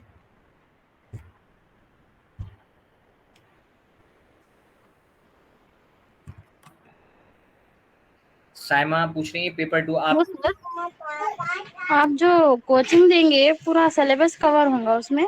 बिल्कुल पूरा सिलेबस उसमें कवर होगा, बिल्कुल। सीटेड पेपर 2 मुझे समझ में नहीं आया, प्लीज एक्सप्लेन कर दें। साइमा, आपने बीएड किया है? ओके, बट आप एलिजिबल नहीं है फिर बीएड में। अगर आपने एडमिशन लिया है तो आप पेपर 2 दे सकती हैं फर्स्ट ऑफ ऑल। बाकी इसके कि सीटेड पेपर 2 भी जो आपका, जिसमें आपका मैंने बताया ना चाइल्ड डेवलपमेंट एंड पेडागोगी, उसमें भी 30 मार्क्स का है, 2 लैंग्वेजेस हैं। उसके बाद 60 मार्क्स का आपका सब्जेक्ट एरिया है, जिसमें आपका सोशल साइंस हो सकता है, साइंस हो सकता है, ठीक है ना। हाँ, कितने डेज की रहेंगी सर कोचिंग ये? कितने? कितने डेज की रहेंगी? 6 डेज अ वीक होगी क्लास रेगुलर, और आपकी 3 मंथ्स तक ये क्लासेस होंगी, जिसमें आपके नोट्स भी दिए जाएंगे, ठीक है। और क्लासेस ऑनलाइन भी हैं, क्लासेस ऑफलाइन भी हैं, ठीक है। और डाउट सेशंस भी इसमें आपके रहेंगे, जिसमें आपका कोई भी डाउट होता है उसको आप पूछ सकते हैं, तो वो भी है। और अगर यदि सर कोई क्लास मिस हुआ है तो उसका वीडियो भी मिलेगा? कोई क्लास मिस हुआ है तो ऑनलाइन वीडियो आपको मिल जाएगा, शुभ शुभ स्टडी का जो यूट्यूब चैनल है उस पर मिल जाएगा रिकॉर्डेड वीडियो। अना सर, हम रिकॉर्डेड वीडियो प्रोवाइड करा रहे हैं ना यूट्यूब से, इसकी हम सीरीज क्रिएट कर लेंगे, ठीक है। Okay okay. उर्दू मीडियम से है सर, तो एक्सप्लेनेशन इंग्लिश में ही रहेगा पूरा आपकी कोचिंग का? मीडियम देखिए बाइलिंगुअल होता है, ठीक है, बाइलिंगुअल होता है, दोनों लैंग्वेजेस, उसमें आपको जो सुटेबल है, इंग्लिश हिंदी बोथ, ठीक है।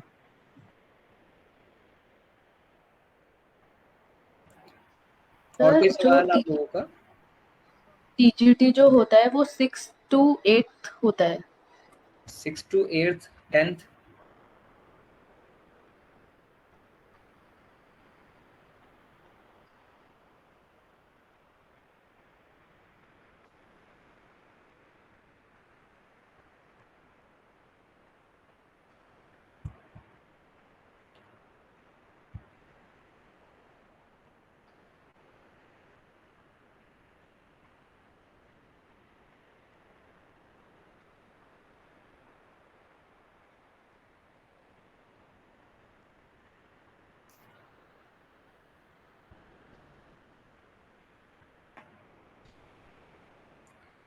बाकी क्लासेस 2 साल में तो 50 मिलेगा क्या? सर? आप क्लासेस ऑनलाइन ले सकते हैं हम? हाँ, आप ऑनलाइन क्लासेस अटेंड कर सकते हैं। 25th के तक जो है ये ऑफर ड्यूरेशन है। इसमें आप अगर एडमिशन ले लेते हैं तो आप दोनों ही पेपर के लिए मतलब 2,000 फीस रखी गई है। अगर 25 अगस्त के पहले अगर आप एडमिशन ले लेते हैं तो ये कंप्लीट फ़ी है, इसके बाद कोई और फ़ी नहीं है, ये सिंगल फ़ी है। इसी में कंप्लीट सिलेबस को कंप्लीट कर दिया जाएगा बेसिकली।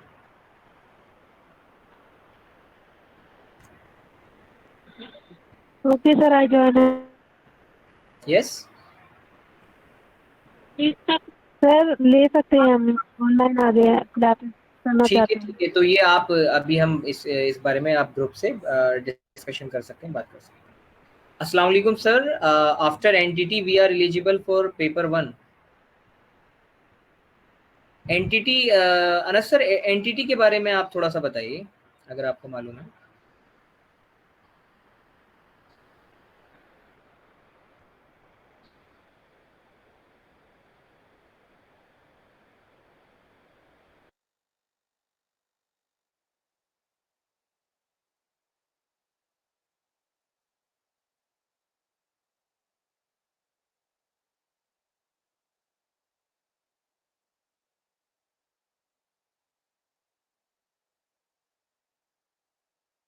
अनस सर यही हैं?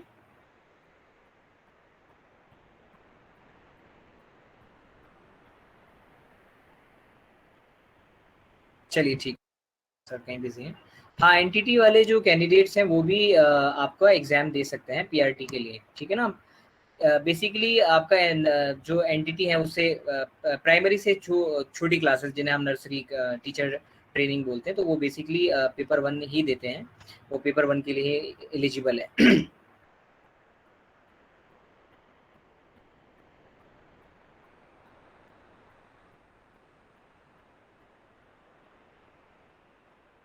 यस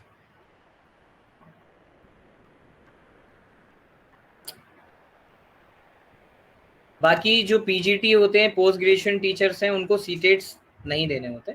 तो ये हमें जो पीआरटी वाले हैं और टीजीटी वाले हैं, सिर्फ वही लोग इसको देते हैं। जो पीजीटी में आता है आपका 300 मार्क्स का पेपर होता है, अगर हम डीएसएसबी की बात करें, जिसमें फर्स्ट पार्ट 100 का और सब्जेक्ट कंसर्न 200 का होता है। तो पीजीटी में आपको नहीं देना होता बेसिकली।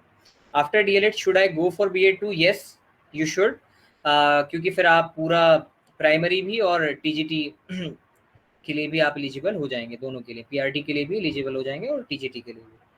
तो बीएड करना ज़रूरी है और साथ साथ आप ग्रेजुएशन भी कर लें। ग्रेजुएशन अभी डालनी है, बिल्कुल डालिए, फॉर्म फिल करिए ग्रेजुएशन का। और ग्रेजुएशन के लिए मेरी सलाह है, कोई भी कैंडिडेट अगर टीचिंग में रहना चाहते हैं तो कोशिश करके नॉर्मल ग्रेजुएशन करें, प्रोग्राम करें, ना कि ऑनर्स। ऑनर्स में आपके पास ऑप्शंस कम हो जाते हैं और प्रोग्राम में आपके पास ऑप्शंस ज़्यादा हो जाते हैं। तो अगर किसी को पता है, थोड़ा सा मैं बता देता हूँ। अगर आपके पास ग्रेजुएशन में फॉर एग्जांपल 2 इयर्स के लिए एक लैंग्वेज है, अगर उर्दू है या हिंदी है या पंजाबी है, और आपका दूसरी लैंग्वेज इंग्लिश है 2 इयर्स के लिए, तो अगर 2 इयर्स भी आप किसी सब्जेक्ट को पढ़ते हैं और आपका उसके बाद सीटेड क्वालिफाइड है पेपर 2, तो आप पर्टिकुलर लैंग्वेज के टीचर बन जाते हैं, आप उसके लिए एलिजिबल हो जाते हैं। आप टीजीटी उर्दू के लिए हो जाएंगे, टीजीटी हिंदी के लिए हो जाएंगे, टीजीटी पंजाबी के लिए हो जाएंगे। इसके बाद आपके जो एसएसटी वाले हैं, जिसमें आपका पॉलिटिकल साइंस है, जिसमें आपका हिस्ट्री है, तो वो आप एसएसटी के लिए भी हो जाते हैं। तो जो कैंडिडेट्स प्रोग्राम करते हैं उनके पास ऑप्शन ज़्यादा हो जाते हैं। आप 3 पोस्ट्स के लिए एलिजिबल हो जाते हैं अगर आप प्रोग्राम करते हैं तो इसलिए ज़रूरी है। सर एक बार मिसबा पूछ रही हैं, एक बार एलिजिबिलिटी दोबारा बता दीजिए सीटेट के लिए, लेवल 1 और 2 के लिए एलिजिबिलिटीज़ में क्या डिफरेंस है? देखिए, लेवल 1 जो है पीआरटी के लिए है, जो जिन्होंने डिप्लोमा किया है, चाहे डिप्लोमा एलिमेंट्री में किया हो चाहे स्पेशल में किया हो, वो लोग पेपर 1 के लिए एलिजिबल हैं, किया हो या कर रहे हो। करना अभी अगर आपने एडमिशन भी ले लिया है तो आप एलिजिबल हैं। और पेपर 2 के लिए आपको बीएड ज़रूरी है, बीएड आपका हो और आपका ग्रेजुएशन हो, तभी आप पेपर 2 को कर सकते हैं, तभी आप पेपर 2 के लिए एलिजिबल हैं। बाकी हाँ, जो जनरल में है, नॉर्मल में है, तो वो पेपर 1 और 2 दोनों ही क्वालिफाई करें अगर बीएड है तब भी, क्योंकि अब बीएड को जो डीएसएसबी ने भी बेसिकली आप पीआरटी के लिए भी अप्लाई कर सकते हैं। सर पीजी किया हुआ है, अब क्या करें? बीएड करें? पीजी किस में किया है बी मोटिवेट साहब या साहिबा? पीजी किस में किया है?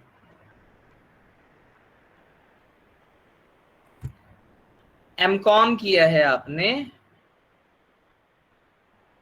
अच्छा, देखें आप एलिजिबल तो हैं, आप बीएड कर लीजिए, बीएड कर लीजिए, फिर आप कॉमर्स में एलिजिबल हो जाएंगे। पीजीटी कॉमर्स के लिए आप एलिजिबल हो जाएंगे। बीएड आप कहीं से भी कर सकते हैं, कोई भी यूनिवर्सिटी ले लें और वहाँ से आप ग्रेजुएशन कर लें, सॉरी बीएड कर लें। सर फॉर्म कब तक निकल रहे हैं सीटेट के? सीटेट के फॉर्म्स जल्दी निकलने वाले हैं, बाकी ऑफिशियल नोटिफिकेशन आ चुका है कि दिसंबर में होने वाला है, तो वो 1 महीने का टाइम देंगे, ठीक है। तो उसमें हमें ज़रूरी है कि हम अपनी प्रेपरेशन को पूरा रखें। दिसंबर में जब एग्ज़ाम होगा वो कभी भी ले सकते हैं, तो उनका प्रोसेस वो जारी रहेगा। कहाँ से करें? देखिए, अगर आप दिल्ली में हैं तो बहुत सारे ऑप्शंस पहले थे, अभी बट आप रेगुलर तो कर सकते हैं। अगर आपने एलिमेंट्री या स्पेशल में डिप्लोमा नहीं किया है तो आप बीएड डायरेक्टली नहीं कर सकते। आप अगर आप डिस्टेंस से करना चाहते हैं तो रेगुलर आप बीएड कर सकते हैं, कहीं से भी रेगुलर ही कर पाएंगे, क्योंकि जो डिस्टेंस होता है, डिस्टेंस में एलिजिबिलिटी में ही आपको एक एलिमेंट्री डिप्लोमा चाहिए होता है और उसी के साथ में आपको आपका ग्रेजुएशन होना चाहिए, तब आप कर पाते हैं, ठीक है। Okay sir.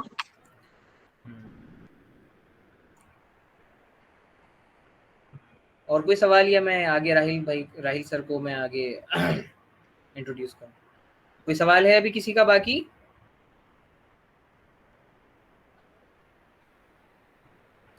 बी मोटिवेट साहब, फॉर्म निकल चुके हैं, लगभग ज्यादातर कॉलेजेस के फॉर्म्स जा चुके हैं।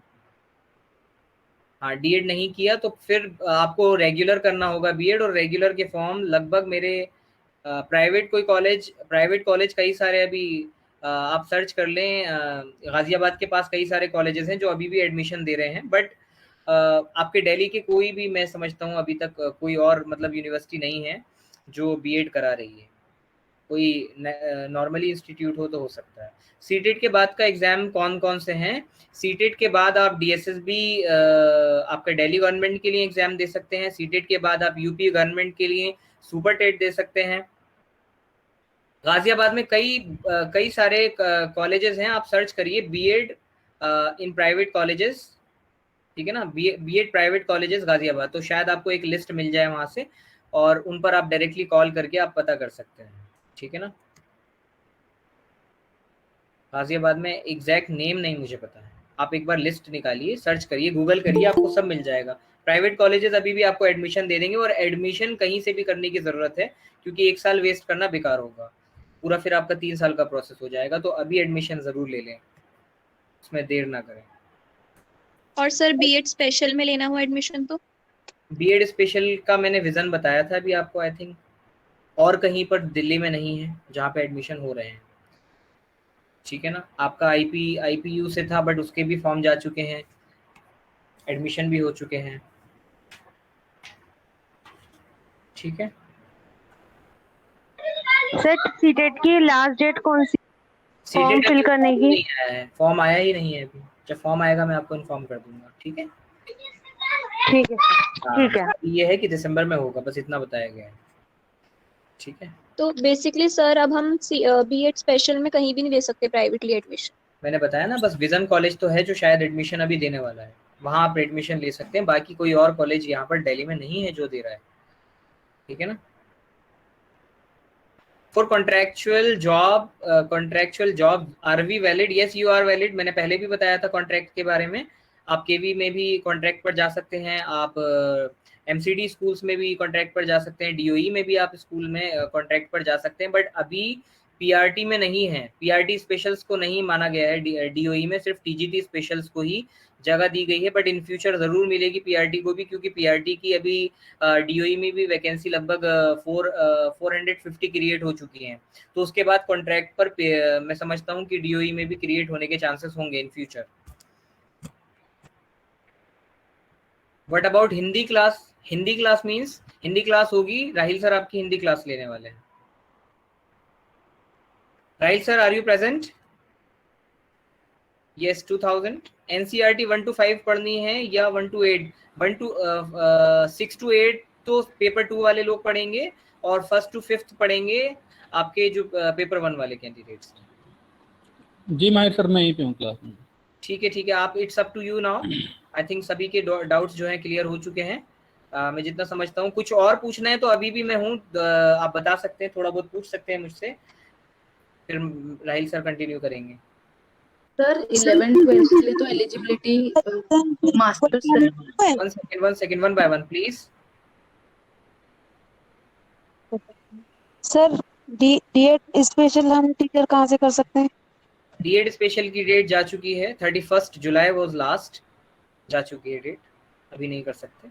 फॉर्म फिल होता है, पहले आरसीआई का फॉर्म फिल होता है, आप पहले आरसीआई से फॉर्म फिल करेंगे, उसके बाद आप एंट्रेंस देंगे, जिसका एंट्रेंस अभी नेक्स्ट मंथ होने वाला है, तो उसके बाद आपको एडमिशन मिलता है। यस तनुश्री, आप कुछ पूछ रही थी, प्लीज कंटिन्यू। यस, पूछ रही थी कि अगर 11th-12th के लिए हमें जाना है टीचर के लिए, तो उसके लिए तो पोस्ट ग्रेजुएशन मैंडेटरी है।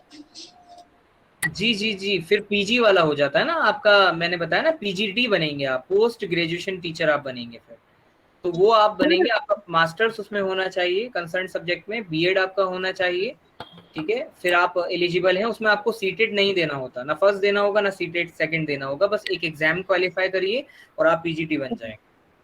Government school?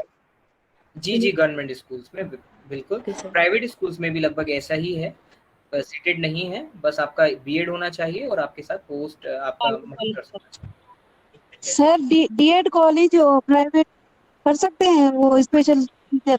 जी क्या सवाल है आपका? डीएड स्पेशल टीचर कहाँ से कर सकते हैं, प्राइवेट से? नहीं कर सकते, फॉर्म फिल करना होता है पहले। निकले हुए होंगे फॉर्म कोई कॉलेज। फॉर्म की डेट जा चुकी है, बिना फॉर्म फिल करे नहीं कर सकते, ठीक है। Okay. Private college college private भी नहीं, प्राइवेट गवर्नमेंट कॉलेज। कहीं पर नहीं आप एडमिशन ले सकते, नेक्स्ट ईयर ही ले पाएंगे आप। Okay sir. Yes, it's up to you now Rahil भाई, Rahil sir please continue. Okay okay, thank you sir.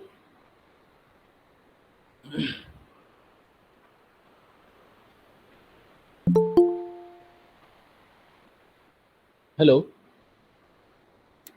अस्सलाम वालेकुम सर। वालेकुम सलाम, कैसे सर? आज हम हिंदी क्लास करेंगे, सीटेट की पहली क्लास, डेमो क्लास है, ठीक है। आपका जो डिस्कशन रहा सीटेट का, आपको बहुत सारी इन्फॉर्मेशन मिली है सीटेट की रिगार्डिंग, ठीक है। हाँ, तो हमने देख लिया कि सीटेट कैसे करना है, क्या क्या करना है, लेकिन उसके लिए हमें पढ़ना भी होगा, ठीक है। आज हम पहली क्लास स्टार्ट करते हैं हिंदी की। तो हिंदी जो हम स्टार्ट करेंगे वो स्टार्ट करेंगे संज्ञा से, ठीक है। संज्ञा आपने पढ़ी होगी। बेसिकली सीटेट है क्या? सीटेट हम पढ़ाने वाले हैं, सीटेट हम पढ़ाने वाले हैं पहली से 5वीं तक। अगर हम बात करें जो सीटेट करेंगे, आपको मेरा बोर्ड दिख रहा है? Yes sir. Yes sir. हाँ, जो पहला पेपर करेंगे वो करने वाले 1st to 5th। अगर हम बात करें पहली क्लास से लेके 5वीं क्लास तक आप करने वाले हैं। तो जब आप पहली से 5वीं तक पढ़ाएंगे, ठीक है, तो जाहिर सी बात है कि आपको पहली से लेके और 5वीं तक ही आपका कंटेंट नॉर्मली पूछा जाएगा, ठीक है। और जो हम डीएलएड कर लेते हैं, ठीक है, बीएड कर लेते हैं, जब हम हायर क्लासेस में चल जाते हैं तो पीछे क्लासेस जो पीछे हमने पढ़ा हुआ है वो भूल जाते हैं हम, ठीक है। अब संज्ञा एक बहुत कॉमन सा टॉपिक है जिसको हम 3 से 4 साल पढ़ते रहते हैं, 5th में पढ़ते हैं, 6th में पढ़ते हैं, 7th में पढ़ते हैं, ठीक है। तो उसको हम भूल जाते हैं। लेकिन जब क्वेश्चन बनते हैं लगता है कि आसान है, लेकिन क्वेश्चन होता नहीं है वो। अब हमें लगता है कि ये ऑप्शन ये भी हो सकता है, हमें लगता है ये ऑप्शन ये भी हो सकता है, ठीक है। तो हमें क्या करना है, चीज़ें क्लियर करनी है, ज़्यादा से ज़्यादा क्वेश्चन प्रैक्टिस करना है उसमें, ठीक है। जब हम क्वेश्चन ज़्यादा से ज़्यादा प्रैक्टिस कर लेंगे तो हमें पता रहेगा कि क्वेश्चन का बिहेवियर कैसा होता है, क्वेश्चन पूछने का पैटर्न कैसा होता है, ठीक है। अब हम थ्योरी करेंगे और साथ के साथ ही उसी टॉपिक के क्वेश्चन लगाएंगे, ठीक है। हमारा टारगेट रहेगा कि हम कम से कम 10,000 क्वेश्चन प्रैक्टिस कर दें सीटेट के, कि क्वेश्चन जो होते हैं सीटेट में वो रिपीटेड होते हैं काफ़ी सारे। हम अगर प्रीवियस ईयर लगाएंगे, अपने पास से कुछ क्वेश्चन लगाएंगे, तो सीटेट में हम बहुत अच्छा स्कोर कर लेंगे, ठीक है। पहला टॉपिक हम स्टार्ट करते हैं संज्ञा का। आप संज्ञा के बारे में पहले बताइए, जानते क्या हो? सबने पढ़ रखा है? बताएं। जी सर। हाँ, संज्ञा क्या होता है? संज्ञा सर किसी भी मतलब पर्सन, नेम, प्लेस, थिंग। हाँ हाँ, ठीक है, ये आपने इंग्लिश की डेफिनेशन बता दी, ठीक है। सर संज्ञा किसी व्यक्ति, वस्तु, स्थान आदि के भाव नाम को संज्ञा कहते हैं। हाँ हाँ, किसे ये लिखा है यहाँ पे। अगर हम बात करें नॉर्मली संज्ञा की डेफिनेशन क्या है, जब हम किसी सर मैं बताऊं क्या? जी जी बताएं, जी बताएं। संज्ञा किसी व्यक्ति वस्तु कहते हैं। आपकी आवाज कट गई। वस्तु भाव के नाम को संज्ञा कहते हैं। बेसिकली किसी वस्तु, किसी प्राणी, व्यक्ति वस्तु स्थान अथवा भाव के नाम को संज्ञा कहते हैं। बहुत अच्छा। जैसे बेसिकली डेफिनेशन मैंने लिखी हुई यहाँ पे, वो शब्द जो किसी व्यक्ति, प्राणी, वस्तु, स्थान और भाव है ना, इनके नाम को जो है या इनके नाम पे जो प्रयुक्त हो उसे हम क्या कहते हैं? संज्ञा कहते हैं, जी सर, जी सर, जी ओके। ठीक है। अब जैसे यहाँ पे देखिएगा, रमेश कल कलकत्ता जाएगा, ठीक है। अब सीटेट में क्या करेगा, हमें उसने एक स्टेटमेंट दे दिया, रमेश कल कलकत्ता जाएगा। अब इसमें बोलेगा इसमें व्यक्तिवाचक संज्ञा कौन सा है, इस तरीके से पूछ लेगा। बेसिकली क्वेश्चन आसान है, पूछेगा इसमें व्यक्तिवाचक संज्ञा कौन सा है या इसमें जातिवाचक संज्ञा कौन सा है, इस तरीके से क्वेश्चन पूछेगा। तो हमें पहली बात क्या करनी है, हमें फाइंड आउट करना है कि इसमें संज्ञा कौन कौन सी है। रमेश कल कलकत्ता जाएगा, तो आप मुझे सबसे पहले बताइए डेफिनेशन जैसे आपने समझी। व्यक्तिवाचक के। हाँ, संज्ञा है कौन कौन से, जो इसमें वर्ड है, शब्द है, कौन कौन से शब्द इसमें संज्ञा है? सर रमेश और कलकत्ता। रमेश और कलकत्ता। रमेश क्या है? रमेश क्या है? व्यक्तिवाचक। व्यक्ति। बेसिकली ये क्या है, किसी व्यक्ति का नाम है, किसी व्यक्ति का नाम। हमने डेफिनेशन में देखा व्यक्ति, प्राणी, वस्तु, स्थान, ठीक है। जो भी वर्ड होंगे सब क्या होंगे? संज्ञा। तो हमें पहला वर्ड मिला रमेश, तो रमेश क्या है, एक व्यक्ति का नाम है। व्यक्तिवाचक। हाँ, तो व्यक्ति का नाम हो गया, तो हाँ बहुत, सर कोलकाता भी, हाँ कलकत्ता स्थान हो गई सर। हाँ, कोलकाता क्या होगा, स्थान। ठीक है, तो हमने दो देख लिए यहाँ पे, रमेश और कोलकाता, ये दो संज्ञा निकले। अभी हमें बस इतना देखना कि संज्ञा कौन कौन थे। बाकी जब हम इसके पार्ट्स पढ़ लेंगे तो उसमें हम देखेंगे कि कौन सा पार्ट, अगर हम देखा कि रमेश है तो रमेश कौन सी संज्ञा बना, कलकत्ता है तो कलकत्ता कौन सी संज्ञा बना, इस तरीके से हमें देखना है। ठीक है, लेकिन अभी क्या है, अभी क्या है, हमें देखना कि एक सेंटेंस में कौन कौन से शब्द अपने वो है, संज्ञा है। ठीक है, पहले हमने देख लिया रमेश और कलकत्ता। अगर मैं बात करूं दूसरे सेंटेंस की, तो दूसरे सेंटेंस में वस्तु आ गई सर, पुस्तक। वस्तु है। हाँ, किसी का माइक खोला, डिस्टर्ब कर रहा है। मगर वो उतनी बार लिखी जाएगी। राफिया, वस्तु हाँ बोलिए बोलिए, लेकिन आपका माइक शायद पीछे से कोई बोल रहा है। बोलिए राफिया। वस्तुवाचक संज्ञा पुस्तक हो गई सर। हाँ, इसमें जो पुस्तक है, पुस्तक एक वस्तु है। ठीक है, तो हमने ऊपर डेफिनेशन में पढ़ा है किसी व्यक्ति, प्राणी और वस्तु, हमें वस्तु मिल गई, तो हमने क्या बोल दिया कि जो पुस्तक है, पुस्तक एक वस्तु है, तो ये संज्ञा हो जाएगी। ठीक है, आप नीचे आते हैं, शेर दहाड़ता है, तो इसमें संज्ञा क्या है, शेर।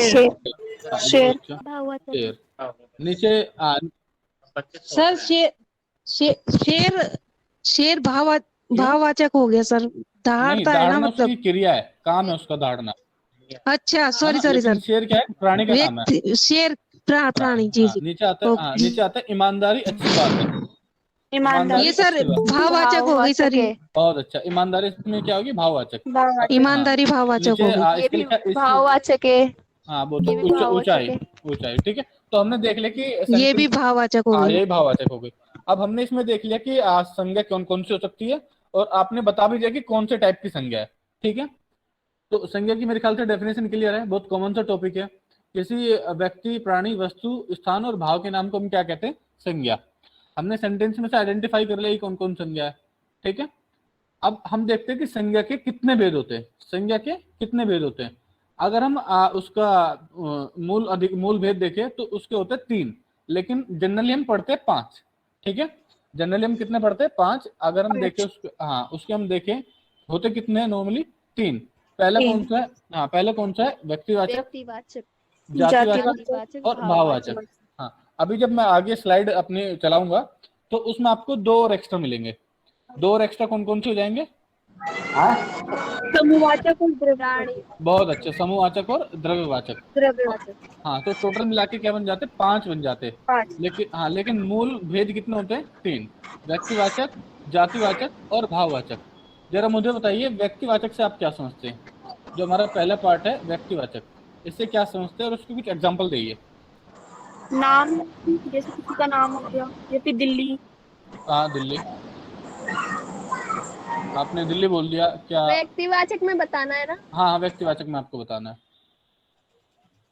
तो व्यक्तिवाचक में तो आएगा, किसी लड़का खेल रहा है, लड़का खेल रहा है, व्यक्ति हो गया ना। किसी प्राणी का नाम हो गया एक तो सर, और लड़का खेल रहा है, खेल रहा है, तो इसमें व्यक्तिवाचक तो संज्ञा कौन व्यक्ति सी, लड़का हो गया ना। गलत।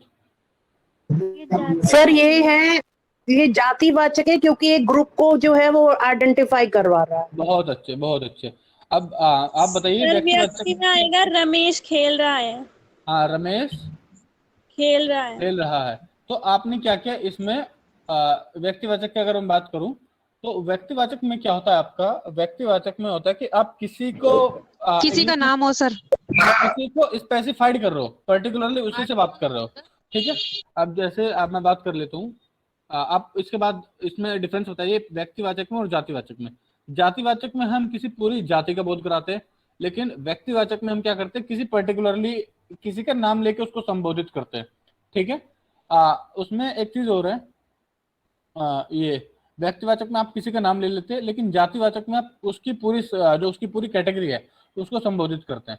अब जैसे मैंने लिखा हुआ है आगे कि व्यक्तिवाचक को हम इंग्लिश में क्या बोलते हैं, प्रॉपर नाउन। इंग्लिश में हम क्या बोलते हैं इसको, व्यक्तिवाचक को प्रॉपर नाउन। अब इसकी डेफिनेशन लिखी है, वह शब्द जो किसी एक व्यक्ति, वस्तु, स्थान आदि का बोध करवाता है। बेसिकली आपने किसी एक व्यक्ति का नाम बता दिया, या किसी एक वस्तु का नाम बता दिया, या किसी स्थान का नाम बता दिया, ठीक है, तो हम उसे क्या बोलते हैं, व्यक्तिवाचक संज्ञा। जैसे राम, राम क्या है, एक व्यक्ति का नाम है, ठीक। राम, जैसे पीछे किसी ने एग्जांपल दिया रमेश, तो रमेश भी व्यक्ति का नाम है ना, रमेश भी क्या है, व्यक्ति का नाम है। तो अगर हम किसी का नाम ले रहे हैं तो वो क्या हो जाता है, व्यक्तिवाचक।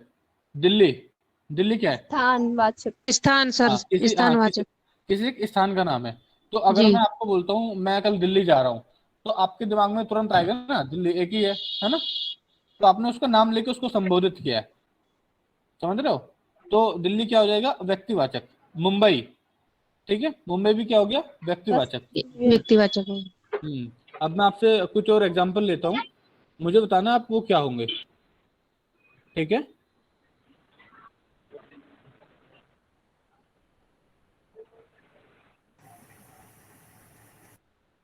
कुर्सी, क्या कुर्सी जो चेयर होती है व्यक्तिवाचक है कि जातिवाचक है? व्यक्तिवाचक। व्यक्तिवाचक किसने बोला और जातिवाचक किसने बोला? नहीं सर, जातिवाचक होगा। अगर हम कहते हैं नीलकमल की कुर्सी, तो ये सर वस्तु हो गई ना, वस्तु होता, लेकिन क्योंकि हमने वस्तु व्यक्तिवाचक संज्ञा हो गई। देखिए, आप किसी ने बोला नीलकमल की कुर्सी, अगर हमने बोला सिंपल, जब हम वो बोलेंगे पर्टिकुलर किसी कंपनी का नाम लेकर बोलेंगे तो वो व्यक्तिवाचक होगा, अदरवाइज कुर्सी इज अ जो है वो जातिवाचक। देखो कुर्सी, अब कुर्सी आपकी जो चेयर होती है घूमने वाली जिसपे डॉक्टर बैठते हैं वो भी कुर्सी होती है, प्लास्टिक वाली भी कुर्सी होती है। कुर्सी एक पूरी जाति है। लेकिन अगर किसी ने बहुत सही एग्जांपल लिया नीलकमल, किसी ने नाम लेके बोला नीलकमल की कुर्सी, तो आपने आइडेंटिफाई कर दिया कि आपको नीलकमल वाली भी बैठना है, ठीक है। तो अगर आप किसी कंपनी का नाम लेके, किसी ब्रांड का नाम लेके बोलते हो तो वो क्या आ जाता है, व्यक्तिवाचक। अगर आपने कुर्सी बोला तो कुर्सी क्या है, एक पूरी जाति है, कुर्सियों की जाति है। छोटी कुर्सी हो सकती है, बड़ी कुर्सी हो सकती है, घूमने वाली हो सकती है, प्लास्टिक की हो सकती है, लकड़ी की हो सकती है, ये सारी क्या है, एक जाति है पूरी। लेकिन आपने बोल दिया नीलकमल की कुर्सी या कोई और दूसरी कंपनी का नाम ले दिया, ठीक है। समझ रहे मेरी बात को आप? Okay sir. ओके सर, है ना? जी सर। सर गंगा एक नदी है, ये कौन सा संज्ञा है? हाँ, गंगा आपका नदी है, ये क्या होगा, आपका व्यक्तिवाचक। Okay sir. सर ये दोनों होगा क्योंकि नदी के लिए जातिवाचक आएगा। नहीं, इसमें लेकिन गंगा एक पार्टिकुलर मतलब जगह का नाम बताया गया है ना, एक नदी का नाम पार्टिकुलर बताया गया, इसलिए ये व्यक्तिवाचक। तो गंगा इज अ व्यक्तिवाचक बट फॉर नदी, क्योंकि दोनों को हम अंडरलाइन करेंगे और नदी के लिए हम जातिवाचक लिखेंगे, ऐसा मुझे लगता है। देखो आपने बोला गंगा, तो गंगा क्या हो गया, यहाँ पे गंगा दो चीजें, ये तो आपने नदी बोल सकते हो, आप किसी का नाम हो सकता है गंगा। अब लड़कियों का नाम होता है ना कई बार गंगा, आप मेरी बात समझ रहे हैं? गंगा किसी लड़के का नाम हो सकता है, अगर आपने बोला गंगा नदी, ठीक है, तो गंगा नदी क्या अभी फिलहाल ये व्यक्तिवाचक है। अगर आप इसको अलग अलग करके देख रहे हैं, आपके सामने लड़की है गंगा, तो वो व्यक्तिवाचक है, लेकिन नदी उस टाइम पे हो जाएगा आपका जातिवाचक। आप मेरी बात समझे कि नहीं समझे? अब मैं बोलता हूँ गंगा, तो गंगा मैंने ये नहीं बताया कि लड़की का नाम है या फिर नदी है, ठीक है। तो अगर आपको पता है कि गंगा लड़की का नाम है तो वो है आपका व्यक्तिवाचक, समझ रहे? और मैंने बोला गंगा नदी तो भी व्यक्तिवाचक, अगर मैं बोलता हूँ खाली नदी तो जातिवाचक। बताएं? Okay, thank you sir. समझ में आ गया? अब देखो गंगा लड़की का नाम होता है कि नहीं होता, पहले मुझे बताएं। जी बिल्कुल होता है। हाँ। तो गंगा नदियों के नाम, झीलों के नाम, ठीक है, पहाड़ों के नाम, ये सब किस में आते हैं, आपके व्यक्तिवाचक में। मैं इसका एग्जांपल ले लेता हूँ एक। बताए तुलसीदास, तुलसीदास आपका व्यक्तिवाचक है कि जातिवाचक है? तुलसीदास व्यक्तिवाचक संज्ञा।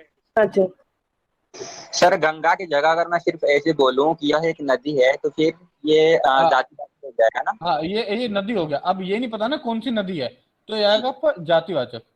ओके सर, ओके, है ना। अगर आप गंगा का नाम लेके बोल रहे हैं तो हो जाएगा आपका व्यक्तिवाचक। क्लियर है? जी क्लियर है। ओके। अगर मैं एक नाम लिखता हूँ चीन, एक नाम है चीन, कंट्री का नाम है, तो बताइए व्यक्तिवाचक है कि जातिवाचक है? सर व्यक्तिवाचक होगा। व्यक्तिवाचक। बिहार, ये भी व्यक्तिवाचक। व्यक्तिवाचक संज्ञा। बहुत अच्छे, बिहार भी व्यक्तिवाचक हो जाएगा।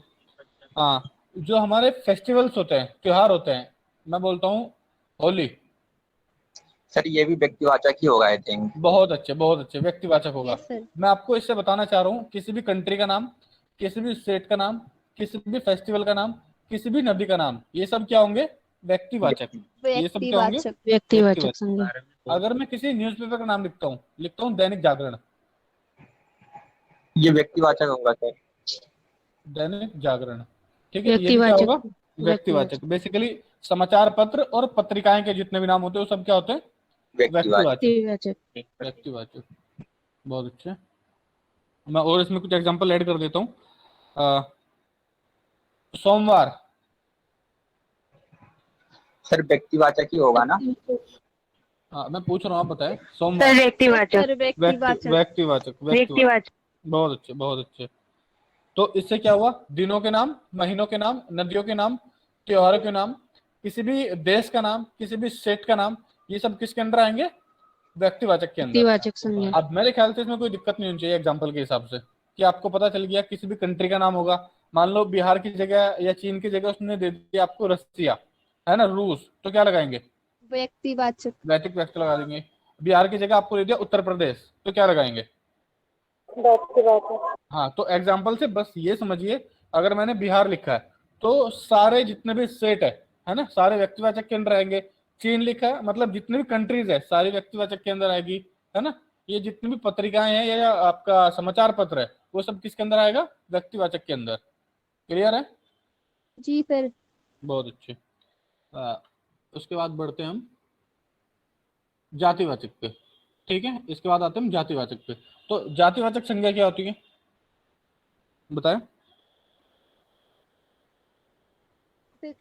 वो लड़की लड़का लिखा हुआ है क्या सर? वो गया।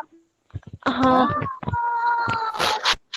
एक मिनट सर जिससे पूरे जाति का बोल जातिवाचक संज्ञा कहते हैं। जिससे हमें पूरी किसी एक जात मतलब आपकी आवाज वाचक संज्ञा कहलाता है। वाह अलीना, वाह, क्या बात, मजा कर दिया आपने। ठीक है, दिन में चोरी कर दी है ना। तो बेसिकली आपने सही बोला कि जो शब्द हमें किसी पूरी जाति का बोध कराए, जो शब्द हमें पूरी जाति का बोध कराए। हाँ हाँ नहीं, कुछ नहीं। बोलो सर वो सामने दिख रहा है तो चोरी होएगी ना। हाँ सही बोला आपने, ठीक है, मतलब कहने का मतलब चोर हो आप, है ना। ठीक है, बेसिकली जो शब्द हमें पूरी जाति का बोध कराए उसे हम क्या बोलते हैं? जातिवाचक संज्ञा। जैसे लड़का, अब लड़का मैं हो सकता हूँ, लड़का जो पूरे दुनिया में जितने भी सारे लड़के, सारे लड़की कैटेगरी में आएंगे ना। लड़की, जो सब लड़कियां है सब लड़की एक पूरी कैटेगरी है। अब मैंने किसी का नाम नहीं लिया, ठीक है, मैंने बोल दिया लड़की, तो लड़की गुलनाज हो सकती है, लड़की माहिरा हो सकती है, लड़की अलीना हो सकती है ना, समझ रहे हो? यस सर, लड़की ही है। हाँ, अब मैं किसी का लड़के का नाम लेता हूँ तो उसमें आप पूरी कैटेगरी, लड़कों वाली पूरी कैटेगरी उसमें आ जाएगी। अगर मैंने लड़कियों का नाम ले दिया तो पूरी जो जाति है लड़कियों की उसमें वो कवर हो जाएगी, ठीक है। अगर मैं नाम लेता हूँ गुलनाज, ठीक है, तो ये क्या आएगा? सर एक व्यक्तिवाचक। जातिवाचक आएगा ये जातिवाचक संज्ञा। सर आपने मेरा नाम लिया है। सर व्यक्तिवाचक लड़की है ना। अरे जातिवाचक आएगा। नाम लिया है सर, नाम होगा तो व्यक्तिवाचक। Sir please repeat your question. मैंने एक नाम लिया गुलनाज, ये व्यक्तिवाचक होगा कि जातिवाचक होगा?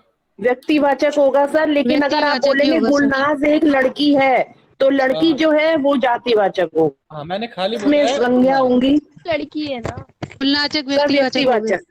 हाँ, गुलनाज व्यक्तिवाचक हो गया। अभी ये मेरे ख्याल से गुलनाज को समझ नहीं आ रहा है ना गुलनाज? सर मैंने पहले ही बोल दिया था कि मैं व्यक्तिवाचक हूँ। अच्छा चलो ठीक है। अब इसमें हमने देखा था कि इसमें दो हिस्से हो जाते हैं जातिवाचक के। जातिवाचक में सबसे पहला आता है आपका द्रव्यवाचक और दूसरा आता है आपका समूहवाचक। द्रव्य का मतलब है यहाँ कोई भी धातु, द्रव्य का मतलब है यहाँ कोई भी धातु, बेसिकली अगर हम डेफिनेशन पढ़े, हाँ द्रव्य की अगर हम डेफिनेशन पढ़े, जिस संज्ञा शब्द से हमें किसी धातु, द्रव्य, सामग्री, पदार्थ का बोध होता है उसे हम द्रव्यवाचक संज्ञा कहते हैं। जैसे गेहूं, चावल, ठीक है, यहाँ पे आ और होना चाहिए था, चावल, ठीक है, दही, लोहा, सोना, चांदी, ये सब किसके अंदर आएगा? द्रव्यवाचक के अंदर। द्रव्यवाचक। और अगर मैं बात करूं समूहवाचक के अंदर, तो जो शब्द हमें किसी पूरे समूह का बोध कराए, है ना, उसको हम बोलते हैं समूहवाचक। जैसे सेना, सेना क्या है? फौजियों का ग्रुप समूह है, ग्रुप है ना, फौज ग्रुप है, समूह है। दल, दल भी क्या है? लोगों का ग्रुप है, समूह है। समिति, समिति बेसिकली कमेटी, जहाँ पे बहुत सारे लोग मीटिंग करते हैं उसको समिति बोलते हैं। तो ये भी एक क्या है? ग्रुप है ना। अगर आपने बोला, हाँ आपने बोला कि मीटिंग हो रही है, कभी मीटिंग में अकेला आदमी बैठा होता है? नो सर, है ना, नहीं होता अकेला, ठीक है। तो मीटिंग जो वर्ड है, या जो समिति जो वर्ड है, दल जो है, सेना है, इसके हमें सुनते ही पता लगता है कि ग्रुप होगा कुछ ना कुछ, तो है ना। तो ऐसे शब्द जिसके सुनने से जो हमें बोध कराए कि कोई ना कोई ग्रुप है, उसको हम क्या बोलते हैं? समूहवाचक संज्ञा। क्या बोलते हैं उसको? समूहवाचक संज्ञा। क्या मुझे आप इसके द्रव्यवाचक के एग्जाम्पल गिनवा सकते हो? और द्रव्यवाचक के बेसिकली हिंदी में जो खेल है सारा एग्जाम्पल्स का है। डेफिनेशन तो हम इसके वर्ड से ही बना लेते हैं, लेकिन सब खेल किसका है? एग्जाम्पल्स का। द्रव्यवाचक में सर दूध है, वाटर, मिल्क, सब्जी।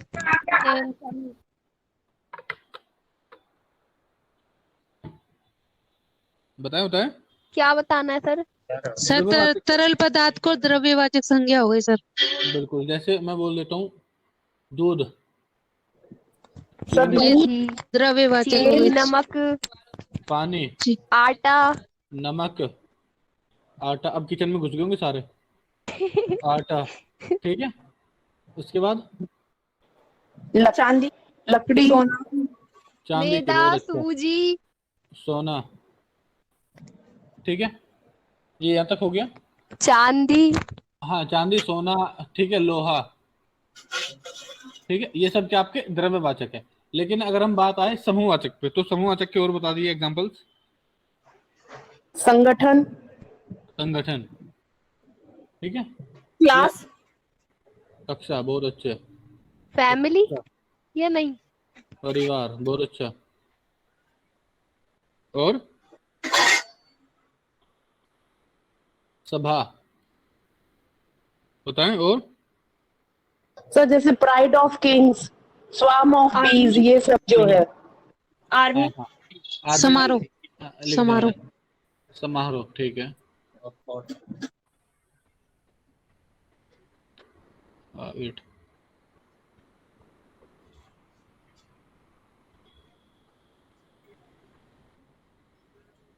किस समारोह में?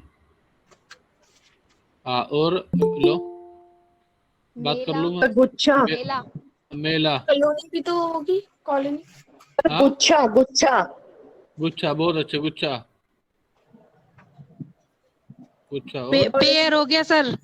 क्या चीज? दर्जन, दर्जन, दर्जन, दर्जन। और ये सब देखो, इनमें पता चल रहा है। हाँ झुंड, झुंड भी हो सकता है, बहुत सर अच्छा। मंडल। आपको क्या हो गया? झुंड, हाँ मंडल। जो ये सारे वर्ड है, ये सब हमें किसका बोध करा रहे हैं? एक समूह का बोध करा रहे हैं। समूह,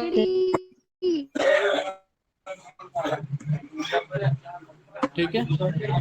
अब इसमें मैं आपको इसमें कैटेगराइज करा रहा हूँ। ये रहा। अब आप एक लिस्ट बनाइए, व्यक्तिवाचक और जातिवाचक। ऊपर क्या?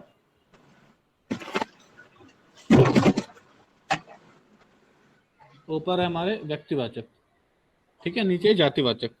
तो अगर मैं ऊपर लिख देता हूँ तुलसीदास,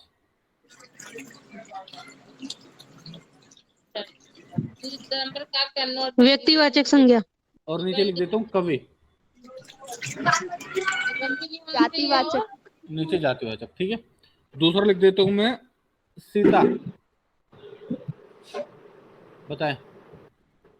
लड़की, लड़की, लड़की, लड़की, लड़की तो है, लेकिन व्यक्तिवाचक है कि जातिवाचक है? व्यक्तिवाचक।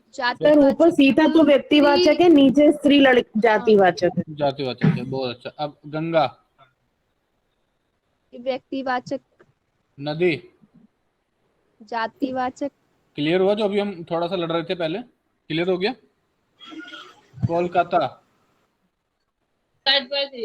व्यक्तिवाचक। नगर, कोलकाता क्या है? नगर है। ये क्या हो गया? नगर।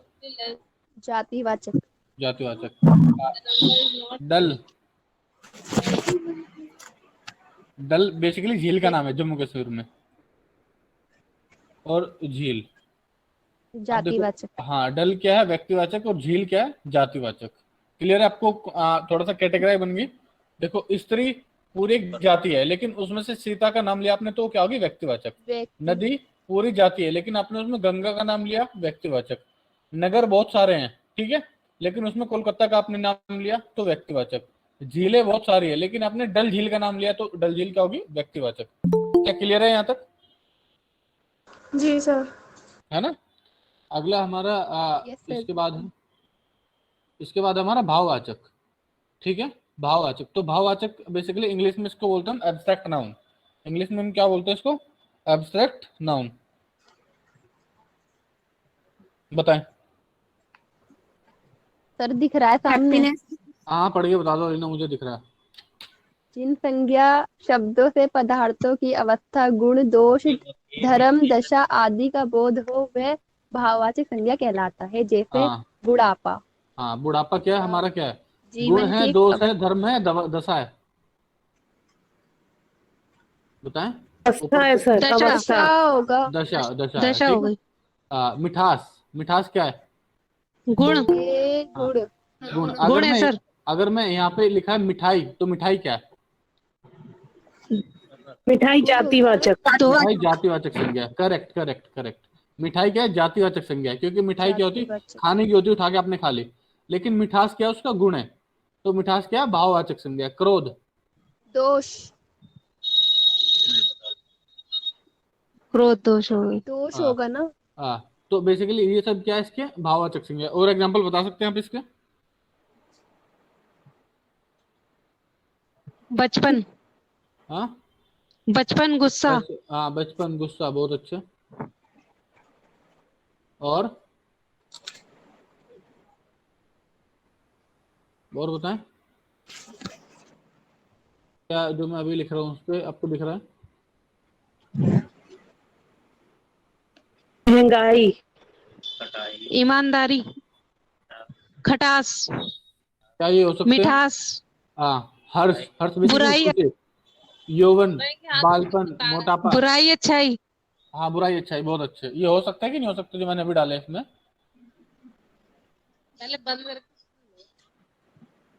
दिख रहा है आपको? Yes sir. हाँ, तो ये सब हो सकता है कि नहीं हो सकता है? जी। है ना? ये भी हो सकता है। अगर मैं बात करूं चतुराई, चतुराई हो सकता है? जी सर। जी सर, हो सकता है भाववाचक। बहुत अच्छे। उसके बाद अगर मैं बात करूं आपका चौड़ाई, चौड़ाई हो सकता है? Yes sir. बहुत अच्छे। चुड़ैल लिख भाववाचक। चौड़ाई लिखा हुआ है इसमें। चलो, उसके बाद अगर मैं बात करूं आपका जवानी, जवानी हो सकती है?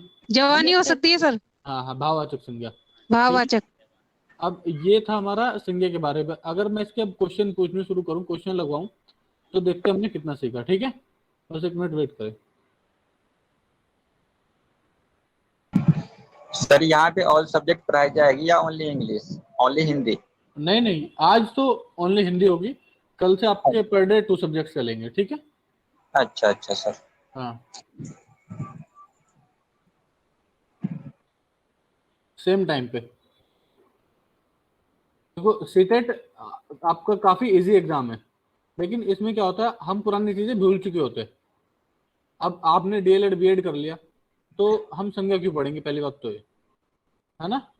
Yes sir. अब क्योंकि हमें स्कूल में पढ़ाने जाना, तो एग्जाम में पूछा जाता संज्ञा ही, ठीक है। बेसिकली बेसिक बेसिक चीजें पूछी जाती, लेकिन हमें वो पता नहीं होती। पता तो था, बचपन में भूल गए लेकिन। हाँ, हाँ, यही बात है।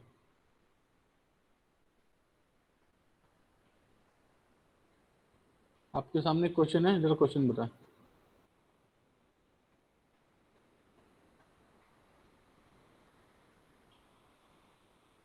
सर मैसेज देख लीजिए।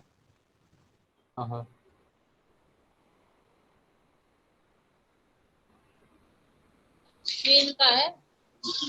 गाय व्यक्तिवाचक गाय गाय व्यक्तिवाचक होगा।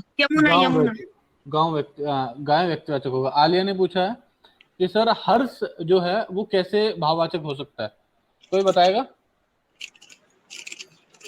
क्योंकि सर ना हम उसको खरीद सकते हैं ना बेच सकते हैं, सिर्फ महसूस कर सकते हैं, तो हर्ष जो है वो एक एब्स्ट्रैक्ट नाउन है। हर्ष का मतलब क्या होता है? ये तो नहीं खुशी। पता है। खुशी होती है। खुशी। हर्ष का मतलब होता है खुशी। बहुत अच्छे। हर्ष का मतलब होता है खुशी। तो खुशी हमारा एक भाव है ना? हम खुशी महसूस कर रहे हैं, तो खुशी क्या है? भाव है। भाव समझ होगी रहे हैं? सर। हाँ, तो खुशी क्या है? भाव। चलिए क्वेश्चन बताइए, जो क्वेश्चन मैंने डाला अभी इसमें। सर इसमें सी गाय। सी।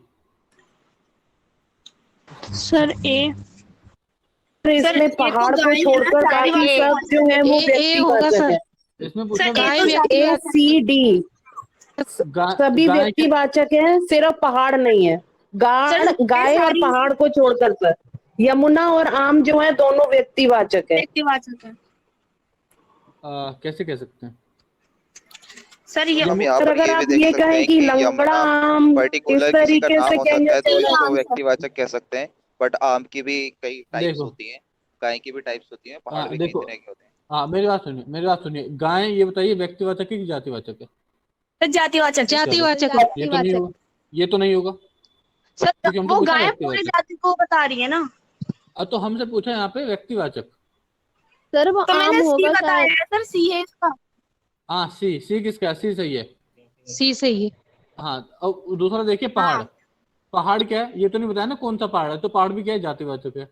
आम भी पूरी जाति का बोध करा रहा है। आम ये थोड़ी बता रहा है आपको लंगड़ा है, चौसा है, कौन सा है, नहीं बता रहा। लेकिन यमुना नदी का नाम है। यमुना क्या है? नदी का नाम है, या फिर लड़की का भी नाम है, तो दोनों ही क्या है? व्यक्तिवाचक है। दोनों ही क्या है? व्यक्तिवाचक है। व्यक्तिवाचक। ये वाला बताइए।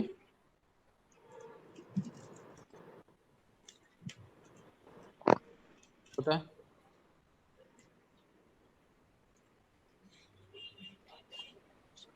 सर सुंदर जातिवाचक नहीं है। डी मनुष्य जातिवाचक नहीं है। भाववाचक है सुंदर। सुंदर है। सुंदर सी। सुंदर करेक्ट। सुंदर शब्द सही है। ठीक है, सुंदर क्या है? भाव। सर सुंदर भाव है कि विशेषण है? वो अभी हम पढ़ रहे हैं भाववाचक। बेसिकली जब विशेषण अभी पढ़ेंगे, संज्ञा का चल रहा है ना। अभी संज्ञा चल रहा है। सर शायद सुंदरता होगा, भाववाचक सुंदर नहीं होगा। Wait a minute. बेसिकली इसमें पूछा जातिवाचक संज्ञा नहीं है। आप मेरे हिसाब से चलिए एक बार। क्या जवान, ये बताए जवान जातिवाचक है? सॉरी, इसने पूछ रहे कौन सा जातिवाचक संज्ञा नहीं है। ठीक है, जवान कैसा है? जवान सर ये जातिवाचक है। सर जवान वो वाला भी हो सकता है ना, आर्मी जो होता है। जवान एक तो पुलिसकर्मी होगा, एक नॉर्मल जो अडल्ट हो जाते हैं। चलो, बालक कौन सा है? ये बालक जातिवाचक। मनुष्य भी जातिवाचक। बच्चा क्या है? सुंदर क्या? सुंदर नहीं है। सुंदर जातिवाचक नहीं है। किसी ने बोला कि सुंदरता होना चाहिए। सुंदरता भी भाववाचक है। ठीक है, और सुंदरता अगर हम विशेषण पूछेगा तो सुंदरता विशेषण भी है। ठीक है, लेकिन यहाँ पे पूछा क्या जा रहा है, हमें क्या करना है? नॉर्मली अपने ऑप्शंस को एलिमिनेट करना है। ठीक है, ऑप्शंस को एलिमिनेट करना है कि मान लो 3 तो नहीं होंगे तो चौथे की तो प्रोबेबिलिटी है कि चौथा हो गई। क्या बोलते हो सर? सी होगा, सुंदर। जातिवाचक संज्ञा नहीं है। ये बताइए।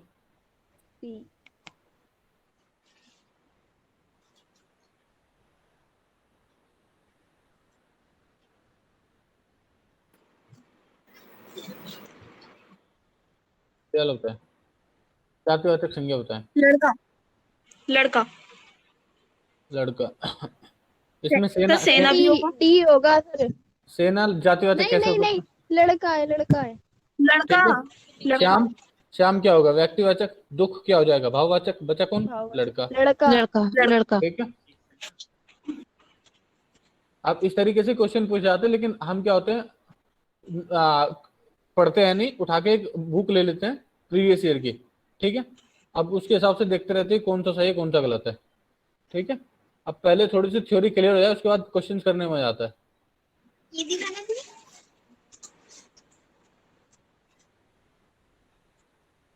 ठीक है जी सर।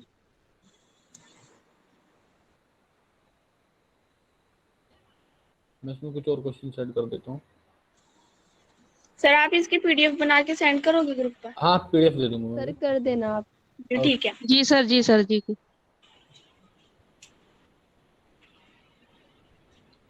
ये लो तड़कता भड़कता क्वेश्चन।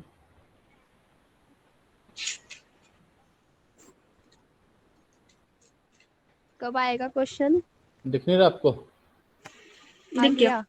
ठीक है,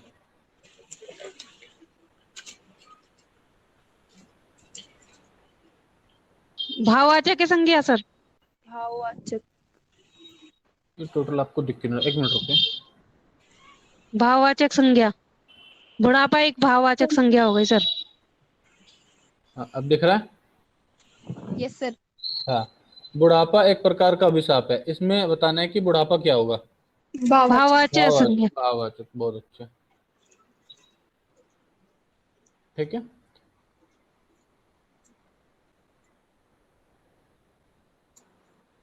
अब क्वेश्चंस आपके एमसीक्यू इसी तरीके के बनते हैं। ठीक है,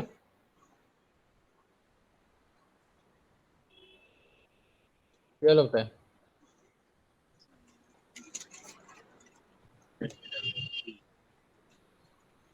क्रोध। क्रोध। हाँ क्या बोले आप? बी। क्रोध। बी कौन किस टाइप का संज्ञा है? सर भाववाचक। क्रोध। भाववाचक। बहुत अच्छे। ठीक है, अब इसका मैं आपको पीडीएफ बना के सेंड कर दूंगा, उसमें कुछ पीछे क्वेश्चन आंसर होंगे इसी तरीके के, आपको अटेम्प्ट करने हैं। अब ये बताइए मैं उसमें आंसर की ऐड करूं या नहीं करूं? No sir.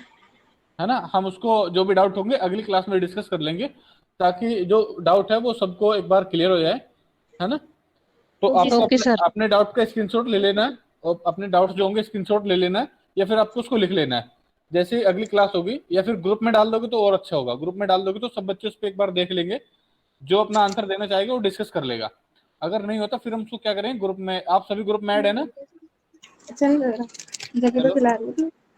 आप सभी ग्रुप में ऐड है? जी सर। मैं नहीं अगर हूँ। आपको किसी भी सब्जेक्ट में गुलनाज आप नहीं हो?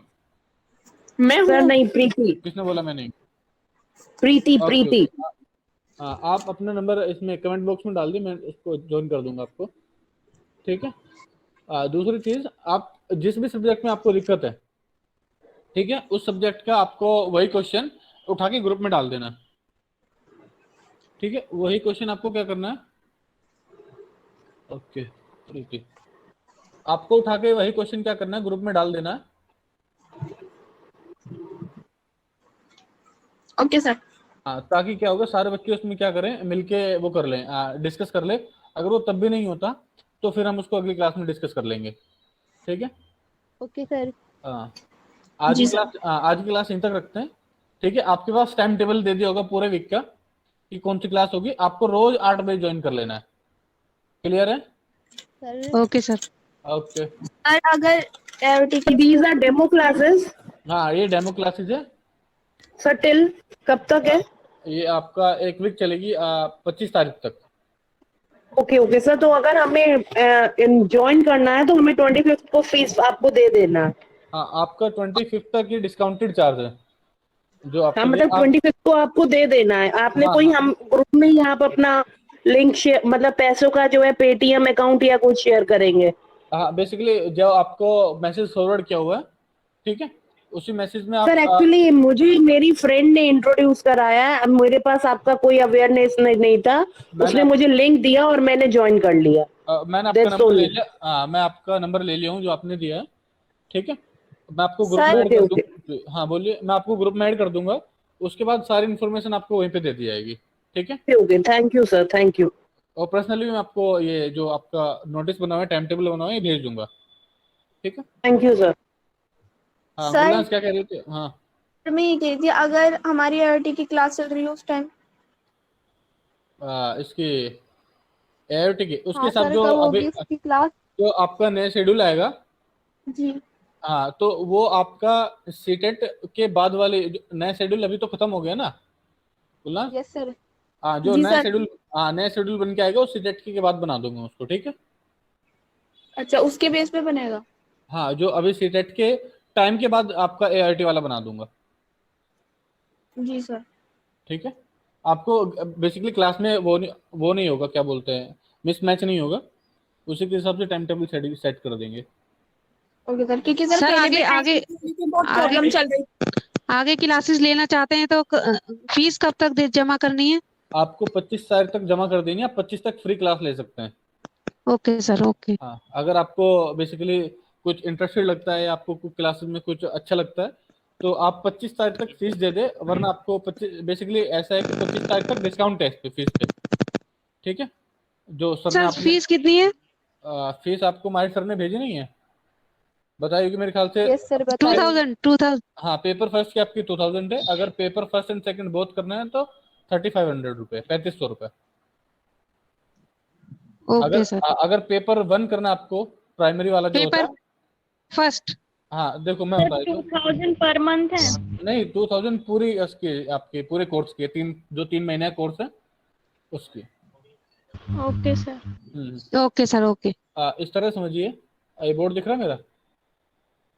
यस इसमें सर। इसमें आपका पेपर 1 और पेपर 2 दो होते हैं, पेपर 1 और पेपर 2 ये होता है जो DLED करते हैं, DLED। ठीक है, ये बेसिकली पहली से 5वीं तक आपको पढ़ाने के लिए। ठीक है, और पेपर 2 होता है जो आपका TGT होता है, ट्रेंड ग्रेजुएट टीचर। ठीक है, ये ऊपर पढ़ाते हैं 6 to 8। ठीक है, अब इनको देना होता है पेपर 2। क्या देना होता है इनको? पेपर 2। तो हम अगर आप DLED आप पेपर फर्स्ट देने वाले हो, ठीक है, पहली से 5वीं तक पढ़ाने वाले हो, तो आप तैयारी करेंगे पहले पेपर की।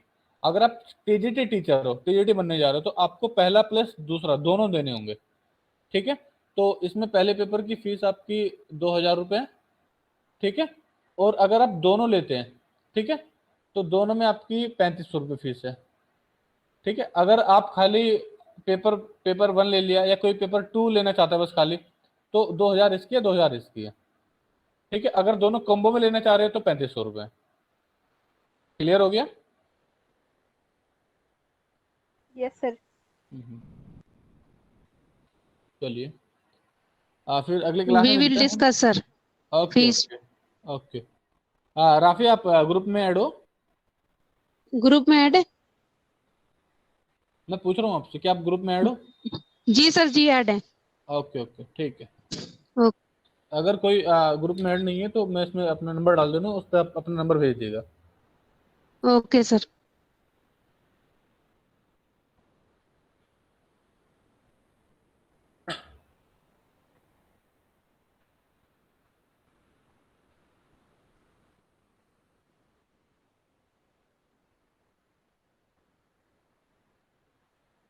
We leave now, sir? हाँ आप लीव कर सकते हैं। क्लास होगी इसके बाद? इसके बाद कोई क्लास नहीं, आपकी क्लास कल होगी 8 बजे से। Okay sir. Sir class of हो गई? हाँ क्लास होगी, अब कल आपकी क्लास है, कल आपका ऑफ है, कल संडे है। कल संडे सर, कल होगी नहीं? टाइम टेबल देख लिए, टाइम टेबल देखो जरा। सर है क्लास कल हुई। कल क्लास है फिर। Okay sir. Okay okay. Okay sir, अल्लाह हाफिज। अल्लाह हाफिज। अल्लाह हाफिज सर, अस्सलाम वालेकुम। वालेकुम।